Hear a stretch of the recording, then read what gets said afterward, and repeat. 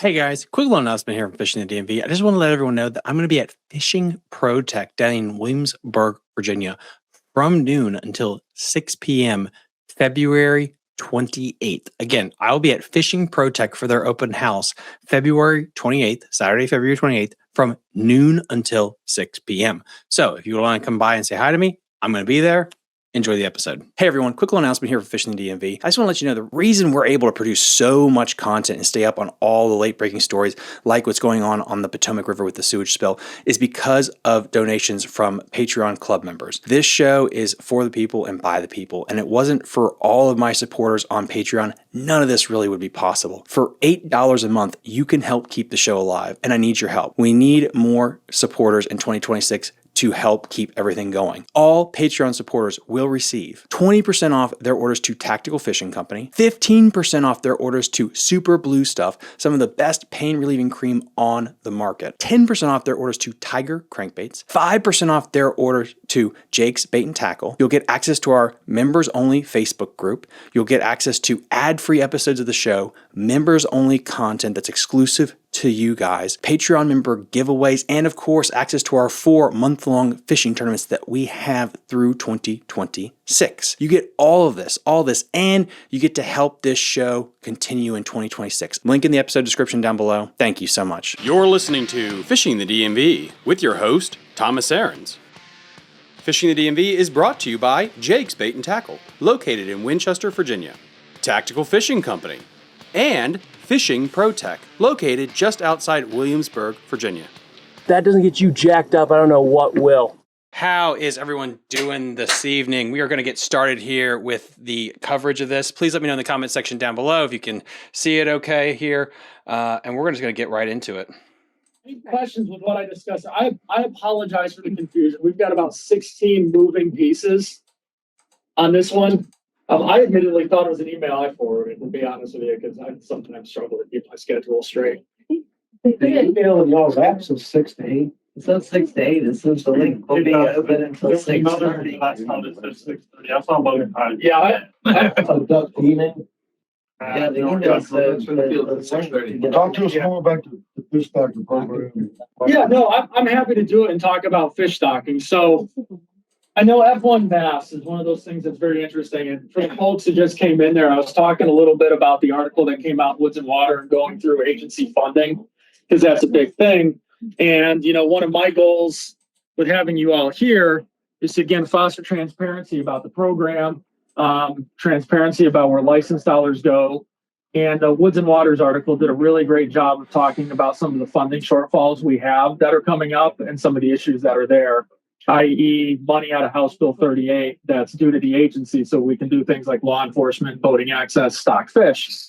Where that discussion went is I've got to come up with a specific budget number. That's one of the great things about my job is I read fishing magazines as part of what I do to kind of keep track of what's going on. One of the unfortunate things is having to come up with a budget and kind of balance everything. So what I did as my recommendation was to pull out, and I'm going to own this one because my staff do excellent work getting out there, surveying fish. My hatchery staff are some of the hardest working people. And I feel compelled that I have to come up with a path on it that's as sustainable as I can, given the long-term funding and what I'm seeing there. So what I did was recommended pulling out all of our channel catfish out of our budget. We stock a lot of catfish. People love channel catfish. Blue catfish, some people love them. A lot of people really don't, as I'm sure you all have seen. Reducing our trout program quite a bit. Pulling out hybrid striped bass, and then getting into the F1 bass. So with that, pulling that out of there, I do firmly believe that the resource agencies should be the ones to do fisheries resource management. I mean, it's kind of a no-brainer. It makes sense. But the challenge that comes with that as well is we've seen a lot of angler groups step up and stock, which I have great respect for. And I understand where you're coming from, but my goal is that angler groups should not have to set up for it. It's fish cheap, and as a bass angler myself, I think that's unacceptable. So I'm trying my best to Right on, get dude. Right on. And as part of that, our director has been much more transparent with the issues that are there, and I'm trying to do my best to keep the program sustainable. Now, if you want some good news, our smallmouth bass hatchery in Front Royal is the largest producer of smallmouth bass in the country right now. We're at Hey! 288,000 smallmouth bass. To put that in perspective, I would love to give you a retail value of that. You can't buy them on the open. So that's a situation where my guys got a hold of modern infrastructure and they friggin' killed it. And they absolutely knocked it out of the park with production there. I think our goal was 60,000 or 40,000. I'm worried that Scott Herman's going to try to dump them all in Lake Chesapeake now that he has access to smallmouth bass. Hint, hint, Scott, I've caught smallmouth out of Chesapeake. I've seen about like 5 over the last like 12 years. I think one of those was the picture I sent you. So we've got that going. So we do have that, but we can produce smallmouth bass in-house.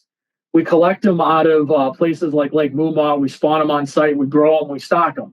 We can't grow things like F1 largemouth bass in-house. Growing season's not long enough, and we don't have access to either pure northern bass or pure Florida bass in Virginia. We've got Florida bass in Back Bay, but they're 85% Florida bass, and there are no northern bass in Virginia. Everything in Virginia is a mix between northern and Floridas. So can't do those. I got to purchase those. But I bring that up, because there was a request to do it. But as we get going, I'm happy to answer any questions. Again, my goal is transparent. The fisheries is like a capacity issue. If you keep stocking it and keep stocking it and keep stocking it, it's going to a point where it comes. There's not enough resources for other fish to survive. So that's actually stocking.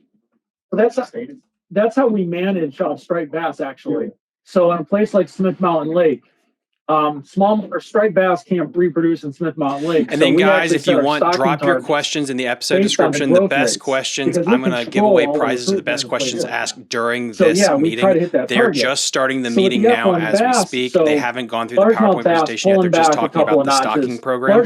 So, again, any questions, drop in the episode description, and I will copy-paste them to the meeting stream if you want, and I will drop them there so a biologist will hopefully answer them. And then I'll pick the best question, and they're going to win some prizes from Super Blue Stuff and Tactical Fishing Company. You get bigger Company. bass if you take out the smaller bass. In those situations where we're doing a supplemental stocking, we're dealing with systems that have enough pressure to knock abundance down to a level that's not at carrying capacity. So that's where it is, carrying capacity. So a place like Amelia Lake out in the Amelia Wildlife Management Area, that place is at carrying capacity. Great place. You got kids who want to catch a bunch of small fish. But there's 800 bass in there that are that big, and there's 4 bass in there that are that big.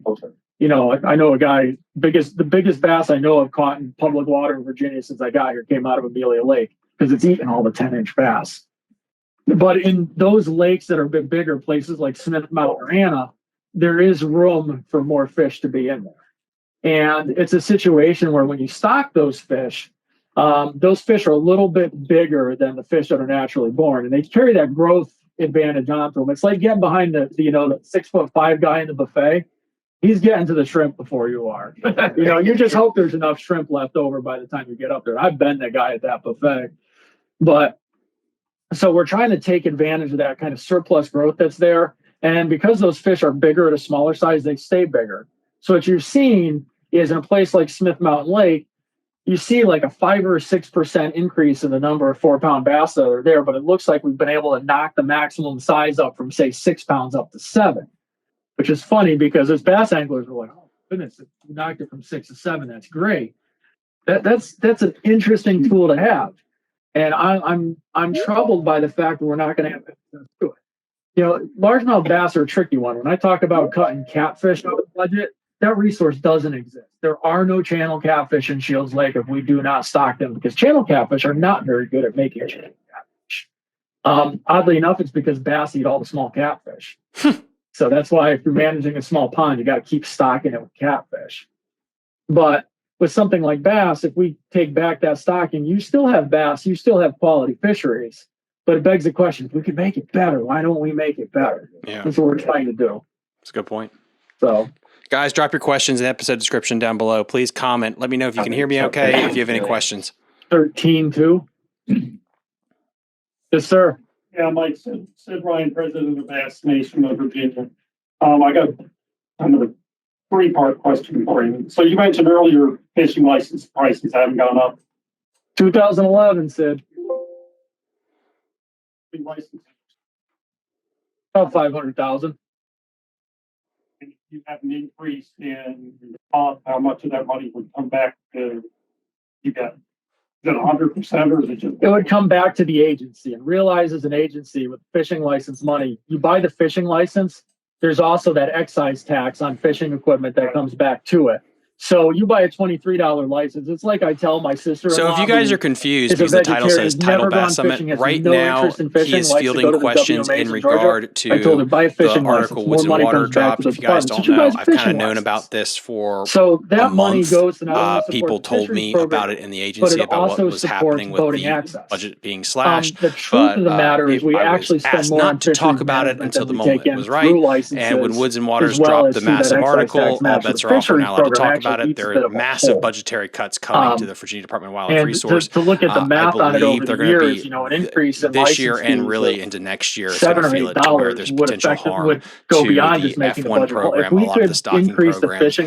They're not going to be able to mow or maintain a lot of the places. Again, go check out the Woods and Water program for more in depth. And when I have the opportunity, I'm going to try to get somebody on from the agency to discuss what is going on. I'd tell you guys $23 is a bargain because I know what you guys have for rigs. I've seen what you guys have for rods. Yeah, and I would suspect that the majority of fishermen in our groups probably have licenses from 3 to 5 states. Yeah. Not just Virginia. And that gets into I brought up the $46 on trout very specifically because out in Southwest Virginia, things aren't as great as they are out in this area in terms of economic impacts. So $46, I think, is a little bit too much to ask somebody to go fishing out in Southwest Virginia. You asked me what I think a fishing license should cost, more than 23, but much less than 46. Have you really looked at making an effort to increase the license? That's on the table. Every option's on the table right now. The very obvious one is Director Brown put Woods and Waters is the House Bill 38. Is that money supposed to come to the agency? I mean, I'll be honest with you, in a perfect world, have a free fishing license and just have all the money covered on something like that. I would love to be able to tell everybody there's no fee on a fishing license. I think it would be fantastic. But there's always resistance that comes with it. Like, I am confident, I could convince everybody in this room that at least the license was worth paying on that one. And if you leave this not thinking the license is worth paying, I'm going to give you my business card and we're going to talk through that one. But the general public also, there's huge resistance to any kind of fee. Nobody likes to pay. I mean, none of us do. But, that's the challenge is there's that type of resistance on something like that. I mean, that's not popular. I don't want to be the fish chief that advocates for raising fishing license fees, but I need more money to put more stuff on the ground. I mean, I've got running a shoestring staff. I mean, I got folks running trucks that got 240,000 miles on them. I mean, I've got boats that are 36 years old doing electric fishing or to keep track of what's going on. I mean, you guys have all got nervous when you draw the guy that's got the 1990 Champion with the sagging transom on it. That's what my folks deal with on a daily basis. Now, everything else is going up in America. Why can't you get the license increased? It's just something that we haven't been able to fully move on. A lot of states with legislatures, and that's the thing too, where you guys have a lot of power. I noticed that, people love to ring my phone and complain, which is great. I'm here to provide transparency. People really need to ring their elected officials. They're the ones that work for you. I work for the elected officials. I got news for all of you. I got to follow the laws of Virginia. And what you'll see in other states is there's actually been initiatives that have moved forward that actually fix license fees to consumer price index. So, which is a good one to do, because I would also argue that a resource agency should operate under principles of fiscal responsibility. The challenge is, it's not like Toyota raises the price on their Tundra. If it costs Toyota $38,000 to make a Tundra, they got to charge 42. I'm sitting here with a bunch of Toyotas selling them at 19. I'm losing bleeding money. My question was, the fishing license, is there any way to estimate how many people are fishing without a license and to make penalties harsher for them? So I don't have to pay. The challenge with that is intuitively everybody looks at, well, who's not doing it? Yeah. I would be shocked well, there's a lot of license exemptions too, which create another issue. Because you've not only got a license exemption, but you don't get any of the excise tax match because you can't count the license. So if I'm just fishing I got a little stream on my property that's got creek chubs in it. I don't need a license to fish that stream. So, but then that begs the question of, should I have a license to fish on that? Is it really anybody's business that I have that? Because you guys can't access it. I'd argue that it's unethical to, make you guys pay to manage that. Yeah. So, and non-compliance is always a big one. And the truth of the matter is it's not that big of an issue. Okay. And it's so easy to get away with a violation that it's mostly just a way to get people afraid of it. And then when really big ones are made, well, you keep the less honest people honest. Yeah. The worst I could see out of a group like this is you might have a fish that keeps on one side. I've weighed in a couple of fish that keep on one side. John, what's up? Mike, what does, say for the F1 stocking, what kind of a dollar tag you put on that for an average year? About $50,000. Yeah. So we could probably advocate raising license fees, not a whole lot, and still help fill that gap. And I appreciate that offer. I think the House Bill 38 is the way to do it because there's a lot in there, and we've been missing out on that transfer money all the time. Because again, I think it's noble, and I do think that there are opportunities in the future to look at license fees, but that's the big gaping hole on it. That was established for everybody else that enjoys outdoor recreational opportunities. Because you guys are looking very specifically at F1 bass, because that's of interest. And that's why, I sent you that email there. I was talking with Sid about it because I told Gene Gillian the same thing on it. But there's so many other things that this agency does for everybody else in Virginia, like law enforcement. Everybody likes law enforcement. Nobody wants our guys out there in unsafe equipment, unsafe situation. Those guys need state-of-the-art equipment to get out there because it's not the violation enforcement. It's the situation where your boat breaks down. It starts sinking.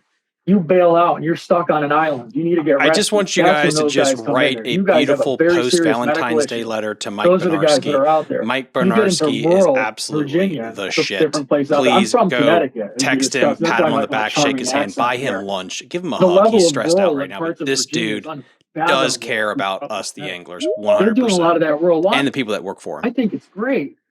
But if we're looking at situations where we're deciding between stocking fish and the license dollars are supporting law enforcement, doing that really great work, I would argue that that money coming out of something like House Bill 38 to support what benefits all Virginians is a critical need. Because I love what law enforcement does, but I would go as far to say that I would be happy my income tax went up to support it because I think it benefits all Virginians. So, yes, sir. Born and raised in West Haven, Connecticut. So You sound wonderful, just to be clear. perfect. Then, guys, if you don't know, I'm giving away gift cards from all my sponsors tonight. Ask good questions throughout this meeting. I will transfer them, and we'll get them answered for you, and you'll win gift cards. What is the view of Fish and Game with respect to slot limits going forward? So one of the challenges is every system is specific. With a slot limit or any kind of length limit in general, you need to take a look at what the length distribution looks like in the population, i.e. how many fish are 12 inches, 14 inches, 16 inches, et cetera, et cetera. And then you've got to consider where harvest is happening. So if you're very welcome. Like, I am always streaming these very boring meetings. You're going to see this is not as the crappie sexy. after 9 inches. You're very welcome, sir. I don't usually get to talk about the fancy high stakes stuff in the bass fishing. So we're doing these boring C-SPAN meetings. But no, I kid. These are a lot of fun to really get back to what's happening. The challenge you run into with that is making sure there's enough harvest to meet the needs of the anglers, but enough fish to be there. I brought up crappie very specifically because people eat crappie. John Odenkirk he's definitely the better person to talk specifically about the slot limit. But something like a slot limit, there needs to be either a situation where harvest is a controlling mechanism, or conversely, you've got crowding happening on the front side. In that vein, you've got a lot of small fish, and slot limits can kind of shift down to either protect or allow harvest of some of those smaller fish. With the bass fisheries, most of the mortality we have on bass in a place like Lake Anna is honestly you guys driving around, catching them, throwing them back. because no matter how good you take care of them, you still lose a significant percentage. I've run into anglers who said they've never killed a bass in their life. Well, they probably don't catch enough bass to see it, because it's probably 1 out of every 20. And that live well doesn't make it. And you guys are excellent with fish care. The penalty on a dead fish is the greatest thing you could do to get people to care for their fish. Mm-hmm. Are there any other large bodies of water in Virginia that have a slot limit like Anna once had? I do not believe so. No, slot limits, and the thing with bass is size and bag limits don't have as much of an impact on the population because the harvest just isn't there. It's not that they don't have value, but they can be real challenging. Now, we will get into places like Briery where we aggressively try to grow larger fish, and that's when we'll start to get into things like really restrictive harvest or only allowing like very few fish or very large fish. So if you ever see something like a 22-inch minimum size, that's an effort to try to get it in that direction. But the challenge then is a lot of times there's not enough harvest or enough pressure to move the needle on it. So it's tricky. We're trying, but there's only so many things you can move around with it. Turns out Briery is our only fishery with a slot limit. I remembered that as I was talking, Clint. Thank you for pointing that out.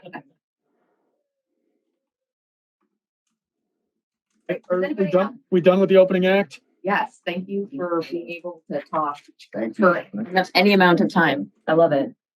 Okay, so for folks that just joined us online and folks in the room who have already heard this, there's a little bit of a miscommunication with start time. So we're going to start the presentation side of this now. And so sorry if you guys have been waiting online or came in the middle of that, but that was our Chief of Fisheries, Mike Bednarski.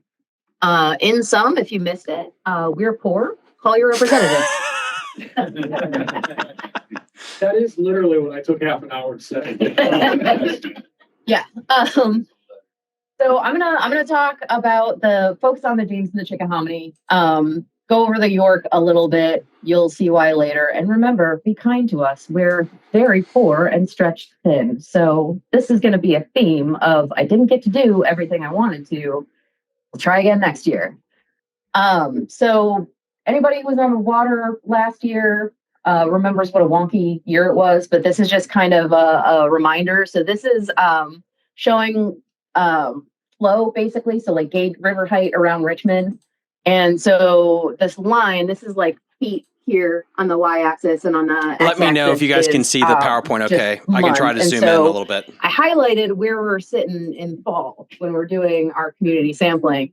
But this was our spring. And so what was a lot of rain, a lot of wind, high flows, and then it just flipped a switch and it was drought conditions through the rest of the year. So that's real weird for fish. They kind of like a little bit of consistency, they've evolved to expect a pattern. And this was definitely not it. River temperatures were below average in temperature through like mid-July. And then they just heated up and kind of stayed. Even when we were doing our catfish sampling in the end of July, August, it was cooler water upstream compared to down low, which usually that's flipped. And I'm highlighting this only because this is a pretty wonky year.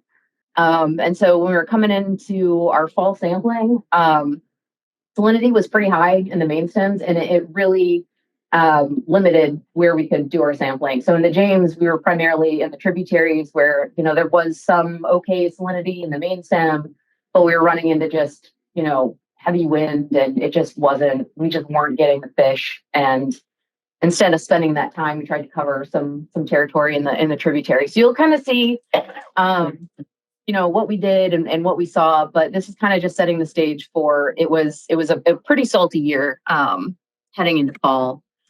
So I want to start with the James. I know this is messy, but we have the adult fish in red, juvenile fish in blue. I want to remind, for anybody who's come to like several of these recent years, like starting in 2021, we changed our sample design. So we went from fixed stations that were selected because we know that there's a lot of bass there. And we changed it to a study design where we're doing like essentially random sampling. So part of this big decrease that you see here is a function of that change in study design. that being said, there's this kind of one of the reasons I showed you the hydrograph is this. Wow. Okay. Getting a little gestury, I guess. So I'm concerned about that because of what I told you guys about like the heavy flows. When we have like really big flows like ripping through these systems, it'll clear out some of the vegetation.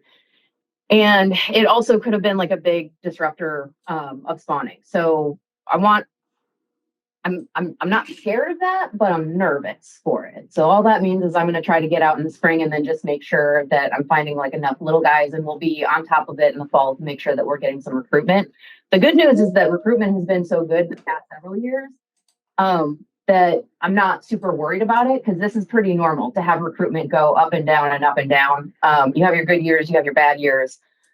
We saw adults staying pretty much the same. And the James and the Chickahominy, they kind of bounce back and forth as far as like who's the better fishery. We saw a ton of 1 to 3 pound bass like up in these tributaries. And I know those aren't the weights that you guys are expecting to get out of some of these Virginia tributaries. I think going into the kind of explain it a little bit more. It's not that I don't think the big fish are there. I think that the James is just such a big system that we just didn't find where they were during sampling. There are some spots that I know that I can go to reliably to find good populations of bass, and there are spots in the Appomattox where I can expect that. You're going to notice some very underperforming sites, and I'll tell you why I'm worried about that in a minute. For the most part, not a great year in the James. I don't think it's because the adult bass aren't there. I think it's because I did not find where they were hiding after. I think one point I want to bring home when Marty mentioned changing sample design, there's a reason for that. And the best way I can describe this, if you're managing a farm pond and trying to figure out how many fish are in there. So say in one year you've got a farm pond that's got 15 bass in it, another year it's got 45 bass on it. But the only place you're sampling is the one laydown that's there. If you sample that laydown every year, there's 3 bass on that laydown. It does not matter if there's 10 bass in there or 45 bass. That's what they call a hyperstable index. So if you hit only those sites there, you actually don't see what's happening because there's always fish there. So what Marty's doing here is the work that she's focusing on is going to better reflect what's actually going on. So it looks like things are changing. You say, why would you do that? And so we can do this more accurately. This is something that a lot of resource agencies are struggling with as we learn more about statistics, because we're more interested in fish than statistics. But that's why we made that adjustment there, in case you're wondering why we would do something like that. It's a big problem in commercial fisheries management, and anybody ever wants to hear that, right? Just for the record, I'm equally interested in fish and statistics. That's why they hired me. So he's right about that transition. So ultimately, this is going to be a better reflection of what bass populations look in these tidal rivers over time.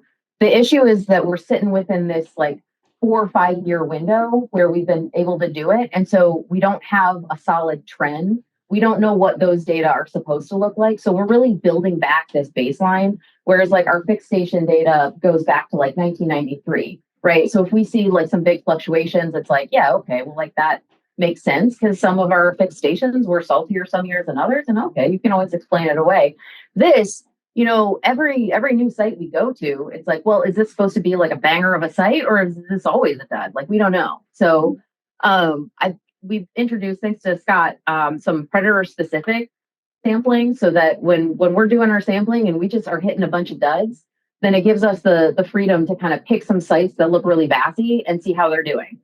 And this year I did that, and it did not go as planned, because I can always count on the Appomattox to produce some like really good fish. I know you guys don't hit the Appomattox very often, but seriously, it is a sleeper. Sorry. No, it's not. It's our river. I know. I'm looking at the middle. 1 to 3 pounds. I couldn't keep 5 pound fish off my hook. This is what I'm saying. Make sure your depth finder is on point and you understand tide charts, though, because you will get stranded on a mud flat, even in your bass boat. There's spots that you can't get through. It's 3 inches at low tide. So So yeah, it takes some learning. It's like I told Mike he's got to get into Powell Creek one time, and he tried. He said with his bass, he was like, "No, I'm not messing with that flat." I don't want to buy another lower unit. I've already eaten two. Yeah, that creek mouth eats lower units. There's a very narrow. It's like a 6 foot wide channel that is not right on a lot of maps. But you gotta track it further to shore. Anyway, So yeah, so that being said, there's some sites that I know that I can rely on to find good bass. And so, I'm getting in these tributaries. I can't access a lot of sites because it's salty. I'm driving all over the place trying to get in these tribs. I mean, to get into like Gray's Creek versus Upper Chip Oaks, maybe up to, Flower Creek, like way upstream. That's a lot of miles. So it's in the time that we have, I have to consider, okay, what can I get to? And do I want to just do what I can here or drive and relaunch somewhere else? So that's the stuff that goes into sampling a bigger system. So the red sites. Quick question. In your sampling and exploration, do you venture into any of the closed pits on the chain? We are not allowed to. Yeah. So we can't access like those closed sites. Sometimes there's been a few folks that have said, hey, we're going to clear out, we're going to do some work in here. Do you want to come and shock and rescue fish and move them around? And we say, absolutely, because I think they're spawning in some of those spots. So I think those are really good spawning and nursery areas. And I hate that I can't get in there, but I can't get in there. So yeah, I try to see them. It's a black box, but from what I've heard and the data that we have gotten out of them, it's a really nice little like source of bass for especially upstream where there's less like grass and stuff in the channels.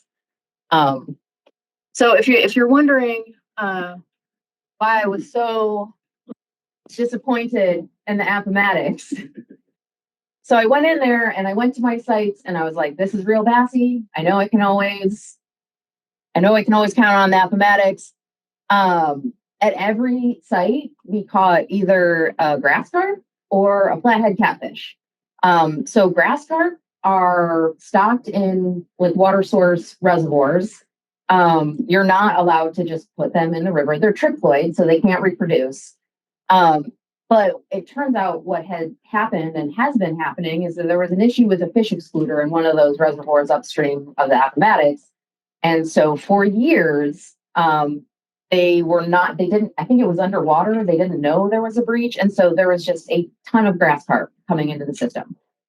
And it's kind of not funny, haha, but funny, is I went into this kind of little inlet and I was like, I've been here before, really good bass. Happy to be back. This is going to be a great site. And I didn't really take that close of a look around. We do this run where we pick up these two chunky fish. This fish was actually so fat, it had a roll. It had a fat roll. It was so filled with grass. It was that chunky. It was absurd. And then I start looking around and I realize all of the spatterdock and the arrow arum, it's like second year growth. So there's no hydrilla at all. And there's really no young new growth spatterdock. And that is where the juveniles are going to find refuge, first of all. And you're going to see like big bass kind of feeding off of that drop off, where you see all those little like bluegills in and out of that hydrilla, in and out of that cover. So what should have been like a perfectly set up bassy transect, I don't even think we got one bass. Found hardly any juveniles where we sampled in the Appomattox. And I'm drawing your attention to it because I hope that if you hear of grass carp or you see one, I will give you my number on the last slide, my email, call me, text me, let me know. I will go get it. We are going to be doing a lot of monitoring for those guys. We know there's a finite number of them, right? They can't reproduce. So we know that there's a finite number of them. And we're going to just go and dispatch them. How do you say that politely? Dispose of them. Marty's got a grudge and she's out for blood. One thing we talk about fish purchases, I also put all the grass carp out of the budget too. Just for like one victory. I understand their need, but personally, I hate a grass carp, and I really don't take a liking to anything that eats my bass habitat. So I'm a little cranky about them. Gonna take them out this spring. If anybody has some big feelings to get out, let me know. Can come aboard. The other thing we saw a lot more of this year more than ever is flathead catfish. So we know that they've been increasing over the past few years. These guys are kind of moving down from the fall line. They have been in the James for a while, but they haven't been this prevalent. And so looking back, if I can go back to here, so see if I can do this for online folks too. So we found them up around Deep Bottom in Four Mile Creek and Bailey Creek, and then up in the Appomattox, like up as far as here in all the braided channels, Swift Creek, and then in the channels around the Appomattox. They're not like blue cats. They like that like shallower habitat. They love that like shoreline structure, deep pockets around structure, and there's like no shortage of that in the Appomattox. So they love like a deep spot right up against like a cut bank or something like that. So we're starting to see a lot more of them. And when you have the combination of these guys eating all of the refuge, eating all of the grass, you have this kind of mostly empty, channel with some spatter dock. It's an absolute smorgasbord for these guys. So this is not even that big of a fish. I think it was 8 pounds or 10 pounds. But they're always surprisingly light. But look at all this room. That can fit. That's not a big fish. That can eat a pretty good sized bass. So their face is just open. I mean, their mouths are basically just like a hinge, and they'll just hoover stuff up. So pretty much they're just gape limited, and they'll eat what's out there. And so this is probably the biggest one that I found in the Appomattox. The one that I found up around Deep Bottom was about 40 pounds. It was big. And, doing a transect with the shock boat up to it, we're getting a lot of like small fish, a lot of like really good forage is a normal run. And then all of a sudden there was nothing. And I was like looking at my shock box being like, what? It's broken. Oh God, we can't afford this on theme. And then it turned out like a flathead just like came up like around a fallen tree. So it was just this radius of, empty water where it had just snapped and everything was, afraid of being eaten. So it's, I don't want to kind of hit the panic button. But these guys, I'm concerned they're going to be a bigger problem. I'm a little concerned. That's why we haven't seen as good of bass numbers like upstream in the James above like Presqu'Île where it's more channelized. And I'm nervous about the combination of the grass carp and the flatheads in the Appomattox. So you guys know me by now, some of you.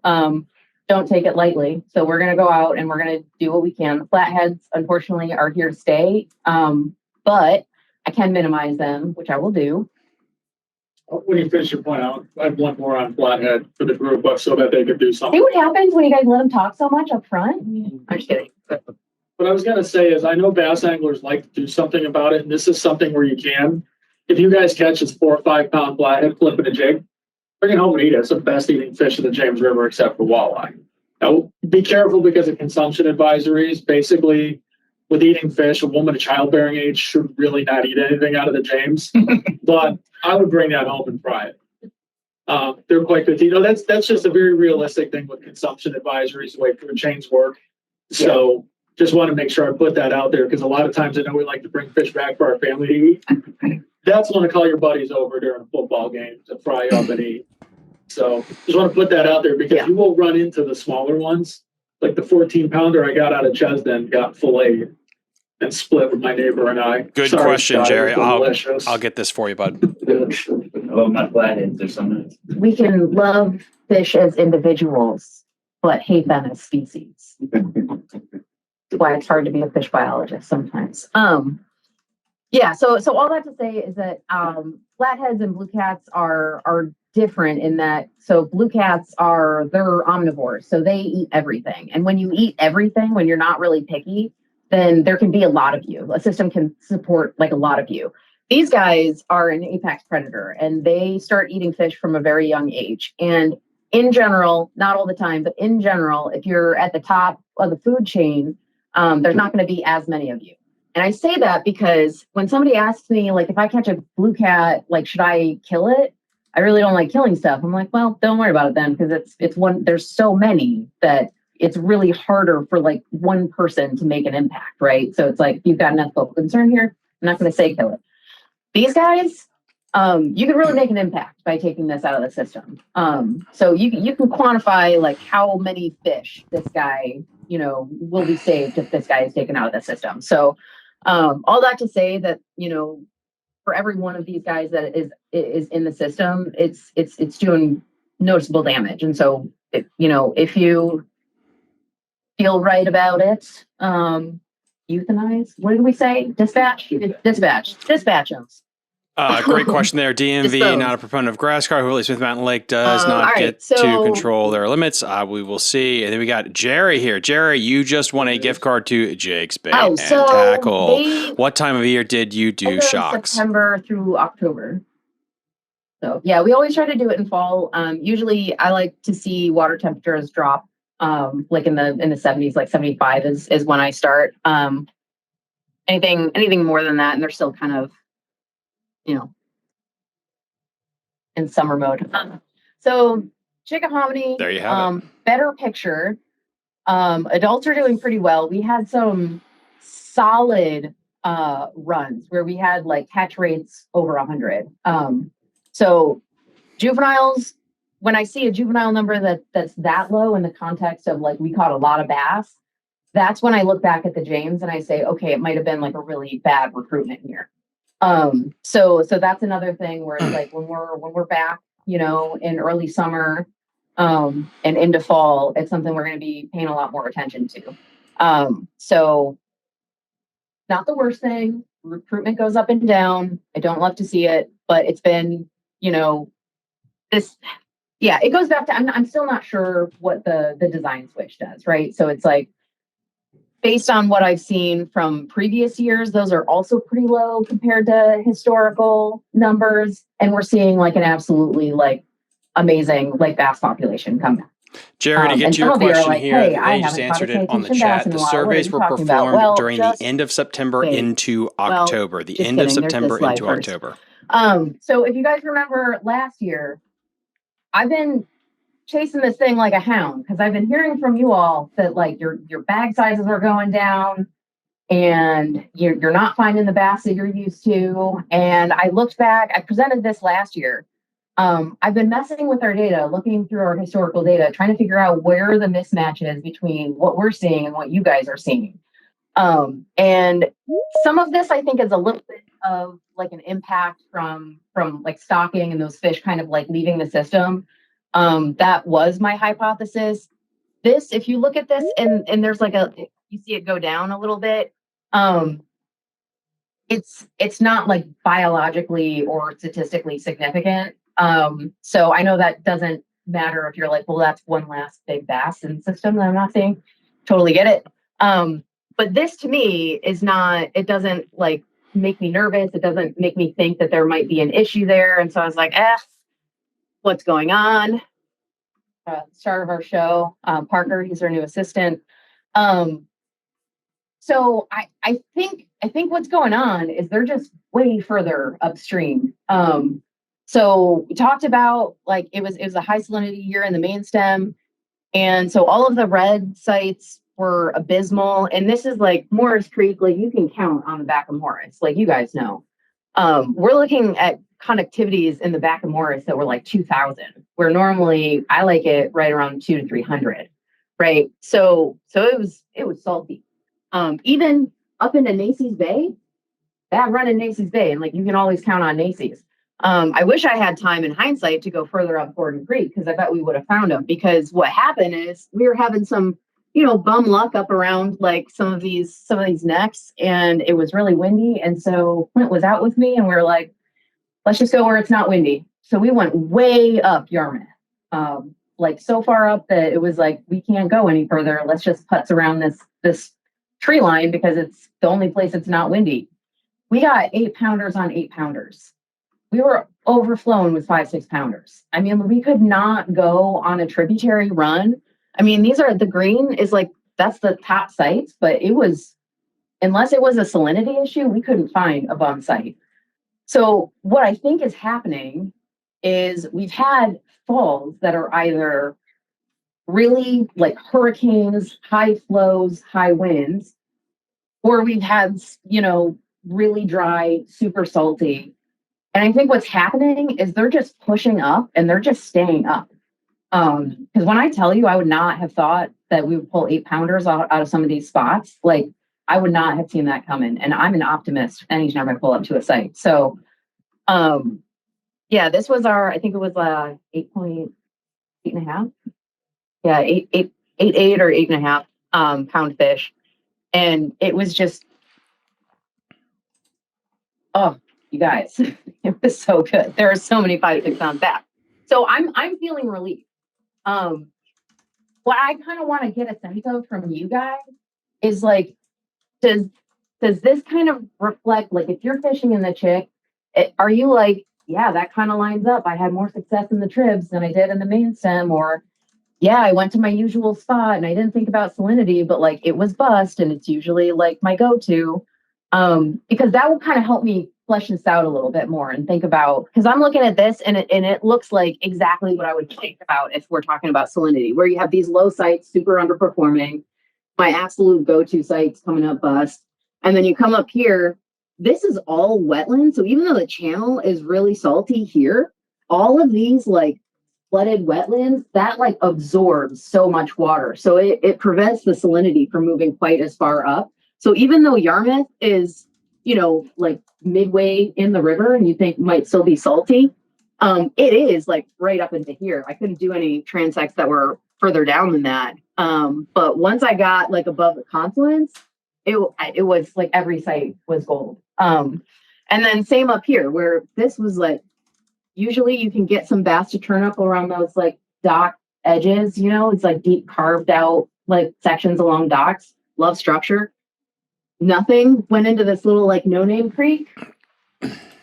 Absolute gold mine. So it was just such a consistent pattern. And then like salt was so bad up in Diaskin, that's usually a pretty good site for everything. But conductivity was still 3,000 again compared to usual. Like, just got your question asked. I just dropped that in their section down below. I got a question for you. Are there a lot of flathead catfish in the Mattaponi River or the Pamunkey River? I just dropped that in their chat, and I'll let you know. But I'm going to go back and do it for previous years to see. I think this started coming up like 2022, I think. So I'm going to go back into the data we have since like 2020 when we made the switch, and just see if I can line up the spatial patterns of like high catch rates with like what's going on, with salinity. And we're going to see a relationship there, but I want to make sure that it kind of lines up with those way further upstream sites being like reliable, compared to just, quality lower sites being nothing. So I want to see if the pattern holds. But I guess online or from the room, if you fish the Chick, is this making sense to you? Did you have luck that kind of lined up with that? Yeah. Did you go very far up in the tribs at all? Yes. Which one? You don't have to give away your spot. Oh, no. Guys, please hit a like, thumbs up button, heart. Please share this out. It's really helping me in the algorithm. Thank you so much. Get your questions in too. The main river stuff quits by August. And yes, you have to be back. You just see so many other fish beside bass when you get way back into creeks, and all of these going up. Blackstone, all the way going up.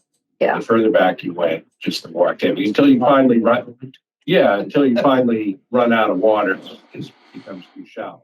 Yeah, and so that makes a lot of sense.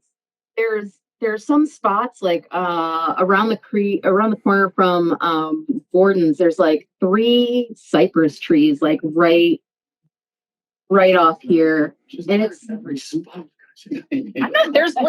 like several patches of 3 cedar trees over there. So, but what you're saying, On the when I looked at your slide of the James River, my first thought was you didn't go far enough up the creek. It stopped like at a stopping point. I was like, you missed it. Yeah, well, and so part of that is that there's spots in like Heron Creek. It was like our best site, like in the James, it was over 100 and for that creek.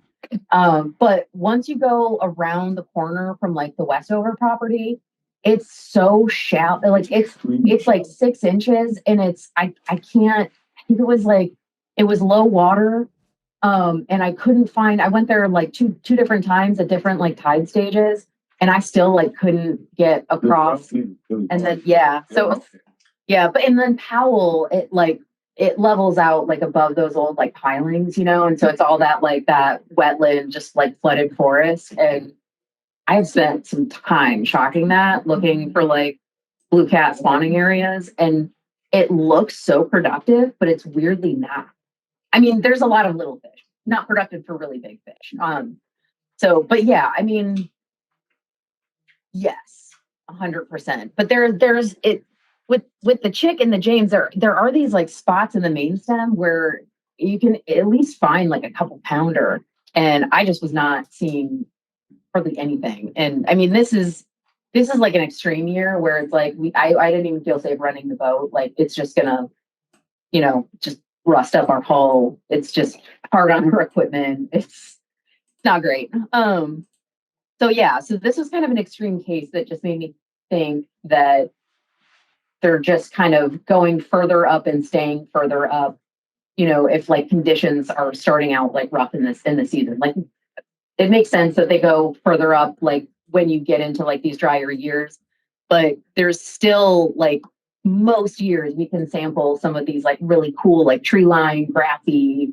like grass lines in the main stem and come up with like some really good fish. And just the last few years, they've either been really small guys, 3 pound like max, instead of the occasional like 6 pound.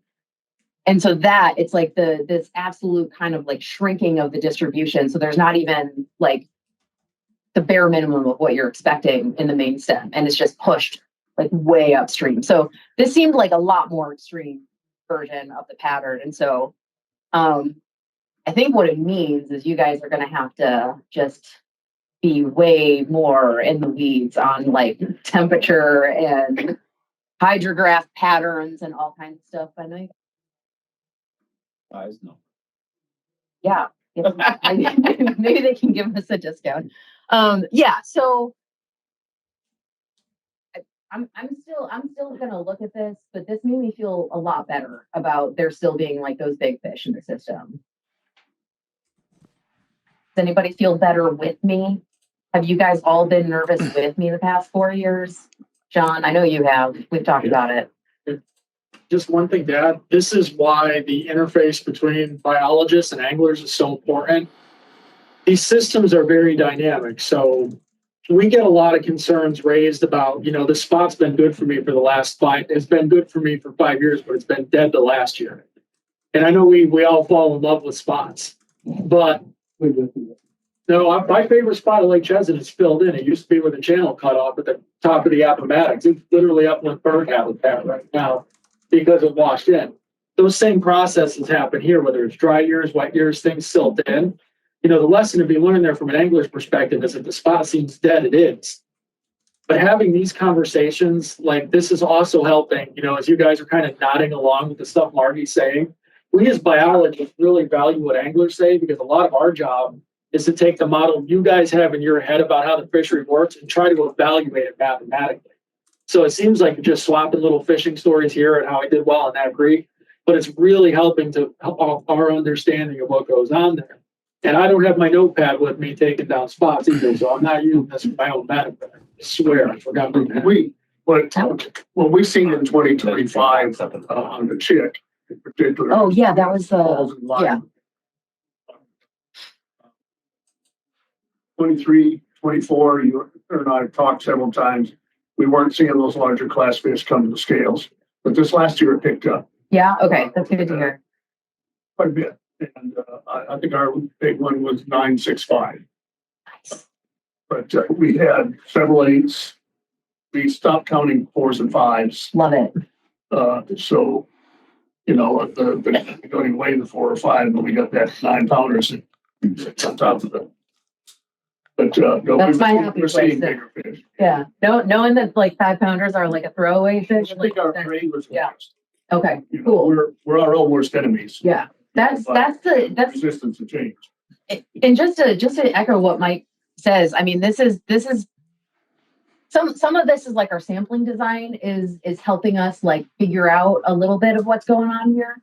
But like a lot of this is just talking to you guys, because if I'm just looking at our data and I'm not talking to you guys, then I'm thinking everything is peachy while you guys are concerned about the population. So it's one of the reasons that we do this. And I know there are some biologists out there that think they have all the knowledge in the world. They don't need your on the ground knowledge. I am not that person. Like, I see us as a team. You guys collectively spend a whole lot more time on the water than I can. A little bit jealous. But like that, the information that you give me from what you're seeing on the water is super valuable. And yeah, I can't, like, we talked about the sores that we were seeing that one year. I had also been seeing them, and so that helped me figure out, like, maybe it's just at the tournament, like, release sites.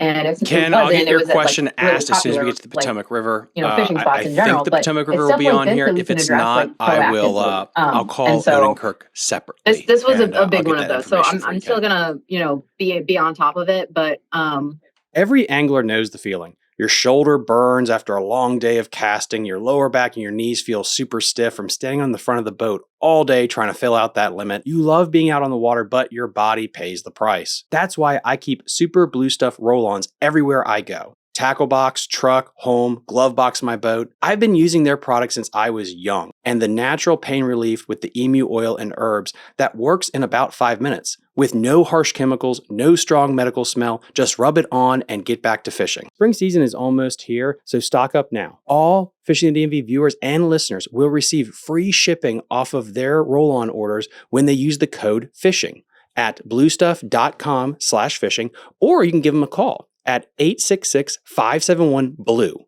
Again, you can use the website, bluestuff.com/fishing, or call 866-571-BLUE and use the code FISHING. And if you're watching on YouTube, put your phone up to the screen right now and use the QR code, and that'll take you right to the website. Thank you guys so much. I swear by this product, and I think you'll like it too. Tactical Fishing Company is a veteran-owned fishing brand that specializes in soft plastics and hollow body frogs that are designed in-house. They collaborate with anglers across the country, giving you some of the best designs out there. If you haven't checked them out yet, you're really missing out. Their number one selling bait is the MRE, Minnow Ready to Eat Hybrid Swim Bait. It flat out catches fish. Whether you're throwing it on your favorite spinnerbait or bladed jig as a trailer, or using it as a standalone finesse presentation, it's one of those baits you can keep tied on all day and stay confident in. And if you're chasing snakehead, Tactical Fishing Company has you covered. They make some of the most rugged, durable frogs out on the market today, from the Dragon Pop to my personal favorite, the Rizzard. When it's time to try and tame your next dragon, they've got the tools you need to make the day on the water memorable. So go support a veteran-owned business, fish with confidence, and make every cast count. Check out Tactical Fishing Company, link in the episode description down below. All right, guys, I wanted to give a quick shout out to our newest sponsor, Fishing ProTech. They are located outside of Williamsburg, Virginia, in Toano, Virginia. If you're a serious angler, and I'm talking about a serious bass angler, you have got to go check out this shop. They have one of the greatest collections of JDM tackle on the planet. I'm talking Megabass, Depths, IMA, OSP. They got it all. And these are the baits that you're seeing on TV winning all those big tournaments. So if I were you, I would go down there and check it out, pick up the bait that's going to win your next tournament. I'll put a link in the episode description to their Facebook, phone number, and address. Tell them I sent you. Are any of the F1s from the last F1 stocking in the Chickahominy River still in the system? I probably statistically, that's likely. But they didn't recruit very well into the population. I think my predecessor Aaron Bunch did like a follow-up study, and I think it was like 12%. So if you combine that like low recruiting into the population with how long it's been, it's 2009. I think the last one was like 2013. No, I had anglers on boats with you guys when they did it. Yeah. Was it 13? Okay, 13. I had in my head like 2016, but I've been looking at a lot of years I this think week. you're So probably dealing with percentages of probability is very low, like Yeah. 0.8. yeah, so it's possible, but there's fewer and fewer every day. They don't live forever, but that's a good question. So what about the salinity level? What is best as money? Well, that's a really good question. I don't know. Scott, do you have like another? They can tolerate like. I usually cannot like 3 to hear what they 5. just said. Yeah, they Sorry. can tolerate a lot, but like When does it impact the spawn? Successful spawn. Probably not in spring. yeah, I think you. Mike. So I'm a resident. I know. Best. I used to catch largemouth in the Connecticut River, mix it with bluefish. Here. Yeah, the reason being is fish blood is 12 parts per thousand. Seawater is 31 parts per thousand. Freshwater is 0. That's okay, cool. what does that mean? Freshwater fish try to get more salt in their body so they can work up to 12 parts per thousand. The reason you put salt in your live wells, it reduces the amount of stress they have to keep the salt balance there. Ah. So the salt in your live well, you're probably up at 3 or 4 or 5 parts per thousand, and it reduces the stress in the fish. That's pretty cool. Saltwater fish actively excrete salt, and they can get into that 12 parts per thousand, which is why you get bluefish, which are a saltwater fish, and largemouth bass mixed in because they can both tolerate it for an amount of time. With spawning, you're typically not going to get these low water conditions during the spawn and having an appreciable effect on it just because natural selection is such a strong pressure that the fish avoid it. It's like I was talking to guys here who fish the Hudson. Hudson has gigantic tide ranges. Any fish that spawns in 1.5 foot of water, the Hudson is not passing its genes on. So it's another reason why you'll see a lot of fish move upriver in the spring as well. Even though they don't have to, a lot of bass go into creeks and move back there and way back in. So it's not going to impact the spawn as much because the fish avoid it. But if I had to put a number on that, my gut's about like 2 or 3. But there are systems like Onondaga Lake in Syracuse, New York, which has a lot of impact from salt, just the watersheds in those areas where you're seeing successful reproduction in those 2 or 3. So 2 or 3 parts per thousand. Yeah, that's kind of my gut on that one. Practically, I would be surprised to see the low water line up with the fish not instinctively avoiding it. They're pretty good at making fish, so they kind of figure out what's going on. It's why water level rises and all that stuff moves fish around so much during the spawn because it's a huge energetic cost for them to make a nest, guard the fry, et cetera, et cetera. So they're pretty good with it. It's more of a concern with the summer and when they start to move around and what's stressful and what's not. Because even though you get bass and bluefish will mix in the same creek, they can't really live there forever. It's one of the criticisms we have on some of the blue catfish work is you hear about blue catfish being in salt water. Now, blue catfish can live in salt water for a very short period of time. It doesn't mean it's good habitat. Yeah, so what they can tolerate versus like what they would prefer. So like this is where we get into kind of, I know that I can go like down around Wilcox Landing and catch a few bass. They might be like 1 to 2 pounds. It's saltier than I would think, but they're there. They wouldn't be able to spawn there. But it's that exact line on the spawn that I'm not really sure about, and kind of putting numbers to it versus like what would the quality of habitat look like, and like what fluctuation would be possible and tolerable. I don't really know. But like Mike said, it's like they spawn in the spring where you're less likely to have those like super salty, dry conditions. I can look into that a little bit more and see if there is like a number, and that you guys can have that in your head so that you're kind of when you're like boating around. So parts per thousand, it's roughly so like 2%. That would be like 0.2. Wait, 2 ppt. Wait, what did you say? I would need a chalk to figure out, so I'm just going to stick with parts per thousand. Yeah, okay.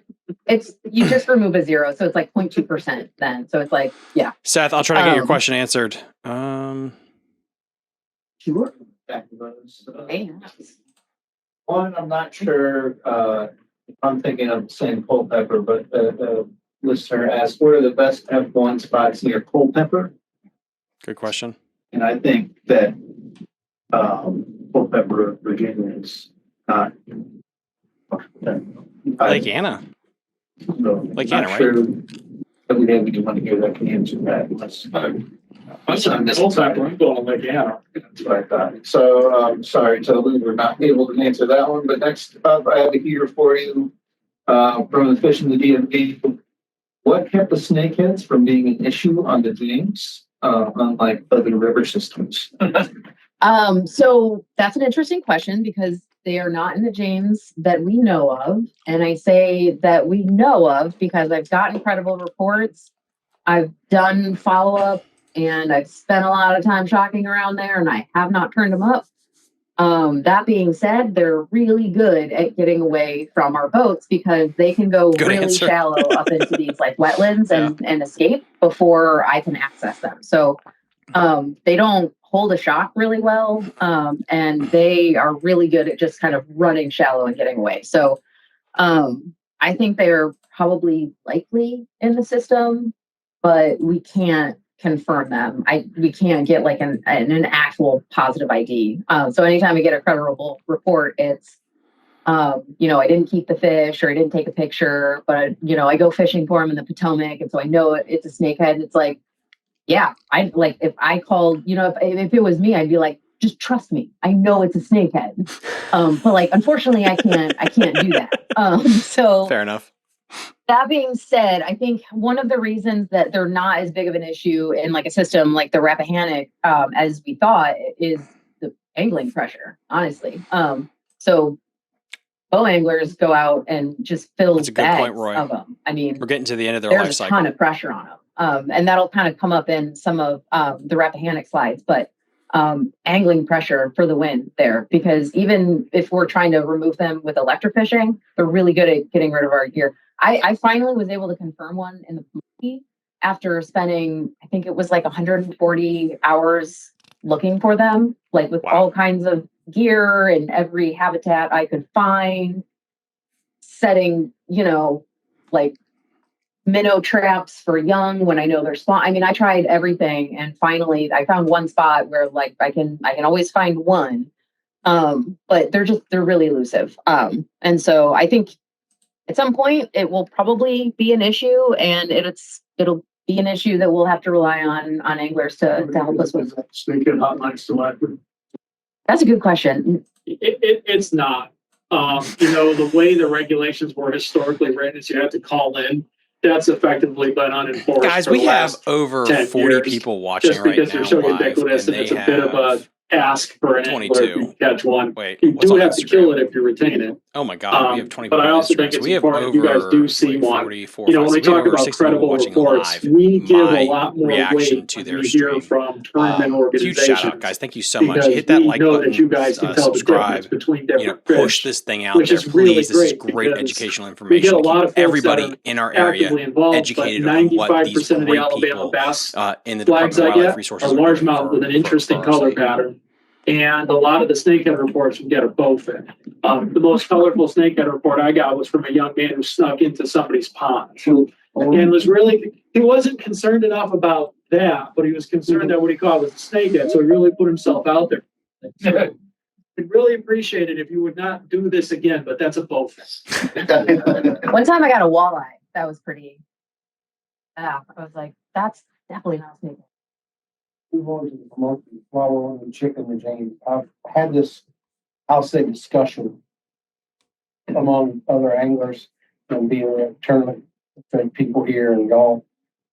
Big tournaments held on the James, like say out at Osborne. A lot of those guys are going to the chick. Considerable amount of taking fish back to Richmond, basically. Your studies has obviously put that to rest. Yeah. But do you think that affects the population in the Chickahominy? There's tons of those tournaments going on all year. Yeah. And I so when we did that tag and that tag recap study, I was honestly expecting a much higher number. I was expecting like a number that I maybe wouldn't be like, it wouldn't be at the threshold of like, oh God, we got to stop this. But I thought it'd be like way higher, but it was like 3%. And so at that point, like Mike talked about how there's like really not a whole lot of sources of mortality for these guys.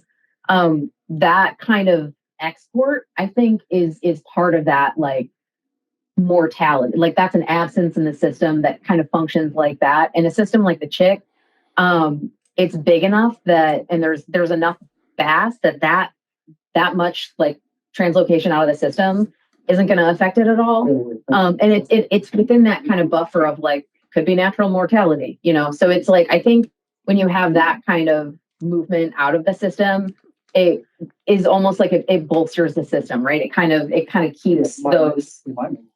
Yeah. And I mean, some of them, what we showed is that some of them end up coming back, which is really weird. So, you know, it worked two ways. I mean, it was mostly from the Chickahominy into the James.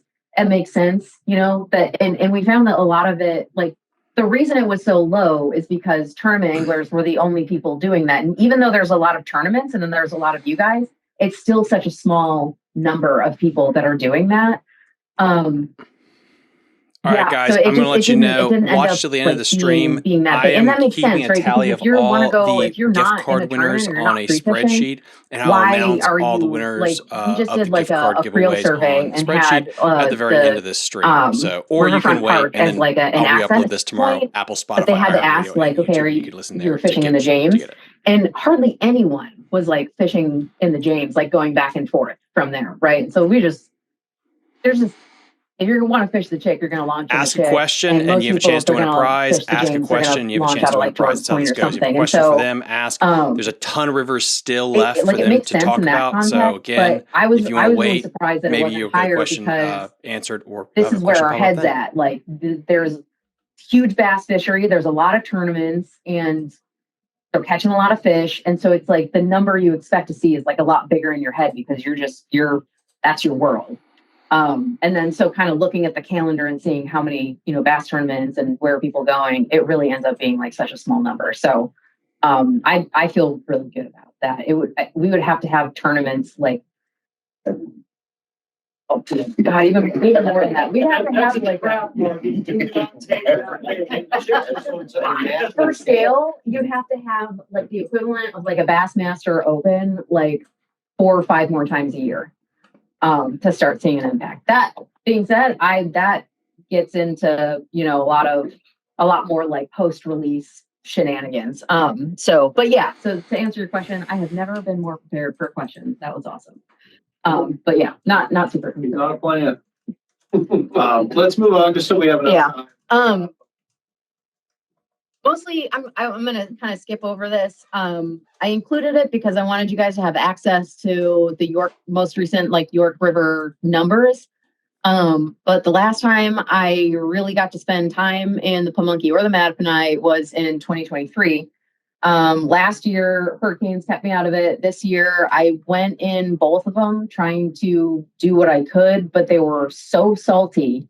I couldn't get in Mattaponi, I couldn't do anything below Walkerton. And further up, we were seeing sturgeon jumping, so migrating in for the spawn. So specifically in the Pamunkey, I know and work with the guys that are doing the sturgeon sampling up in the Pamunkey. So I know exactly where their nets are and exactly where sturgeon are spawning, right? I was so condensed that I was worried that I was going to be shocking over Atlantic sturgeon that are trying to spawn. And it's not as much of a concern in the James. It's a huge channel, right? I know they're not going up Powell Creek. If I'm shocking along the main stem, that electricity is not going to the channel where the sturgeon are. The Pamunkey and the Mattaponi are as upstream as I had to go to get decent conductivity, are so narrow that I was genuinely worried about shocking sturgeon. And so I wasn't really getting good data because salinity was all over the map. And B, I was concerned about shocking an endangered species. And so I did a few sites in the Mattaponi to try to get some fish tissue samples, and they were almost bust. So I almost couldn't even get enough catfish to send to them for tissue sampling. So when I tell you guys it was a wonky, salty year, really was. But happy to see these numbers. Monkey tournaments, top weights are usually 12, 13 pounds. That's in 5 fish. Wait, oh yeah, okay, yeah. I mean, there's always like, 2-pounders, 3-pounders, and then I can count on usually every year finding like a couple 5-pounders in each system. It's not like the chick, but it's harder to figure out the patterns. Where they're holding is wonky. Sometimes they'll just be tucked in like these little like no-name creeks that your boat is almost seems like it's too wide to like get in there. But yeah, it just couldn't make it happen this year. So this is another part of where I'm gonna say like this is the kind of stuff that I would expect like more often. When I say like we're stretched really thin, it's like if we had more help, I could have gotten more help. Like we could have maybe done some more here.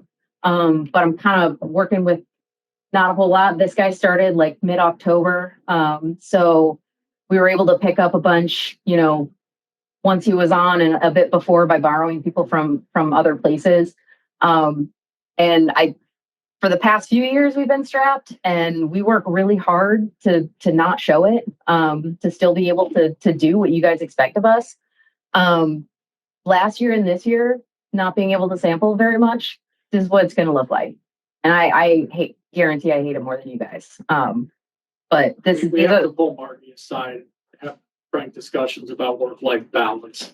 Yeah, I don't have one. Yeah, I hate to see it. I really hate that the York gets the shaft, when we're strapped for resources.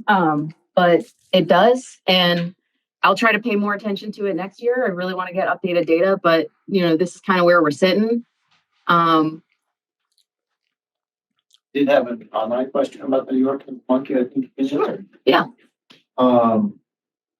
What is the status of flathead catfish in the Mattaponi and or Pamunkey rivers?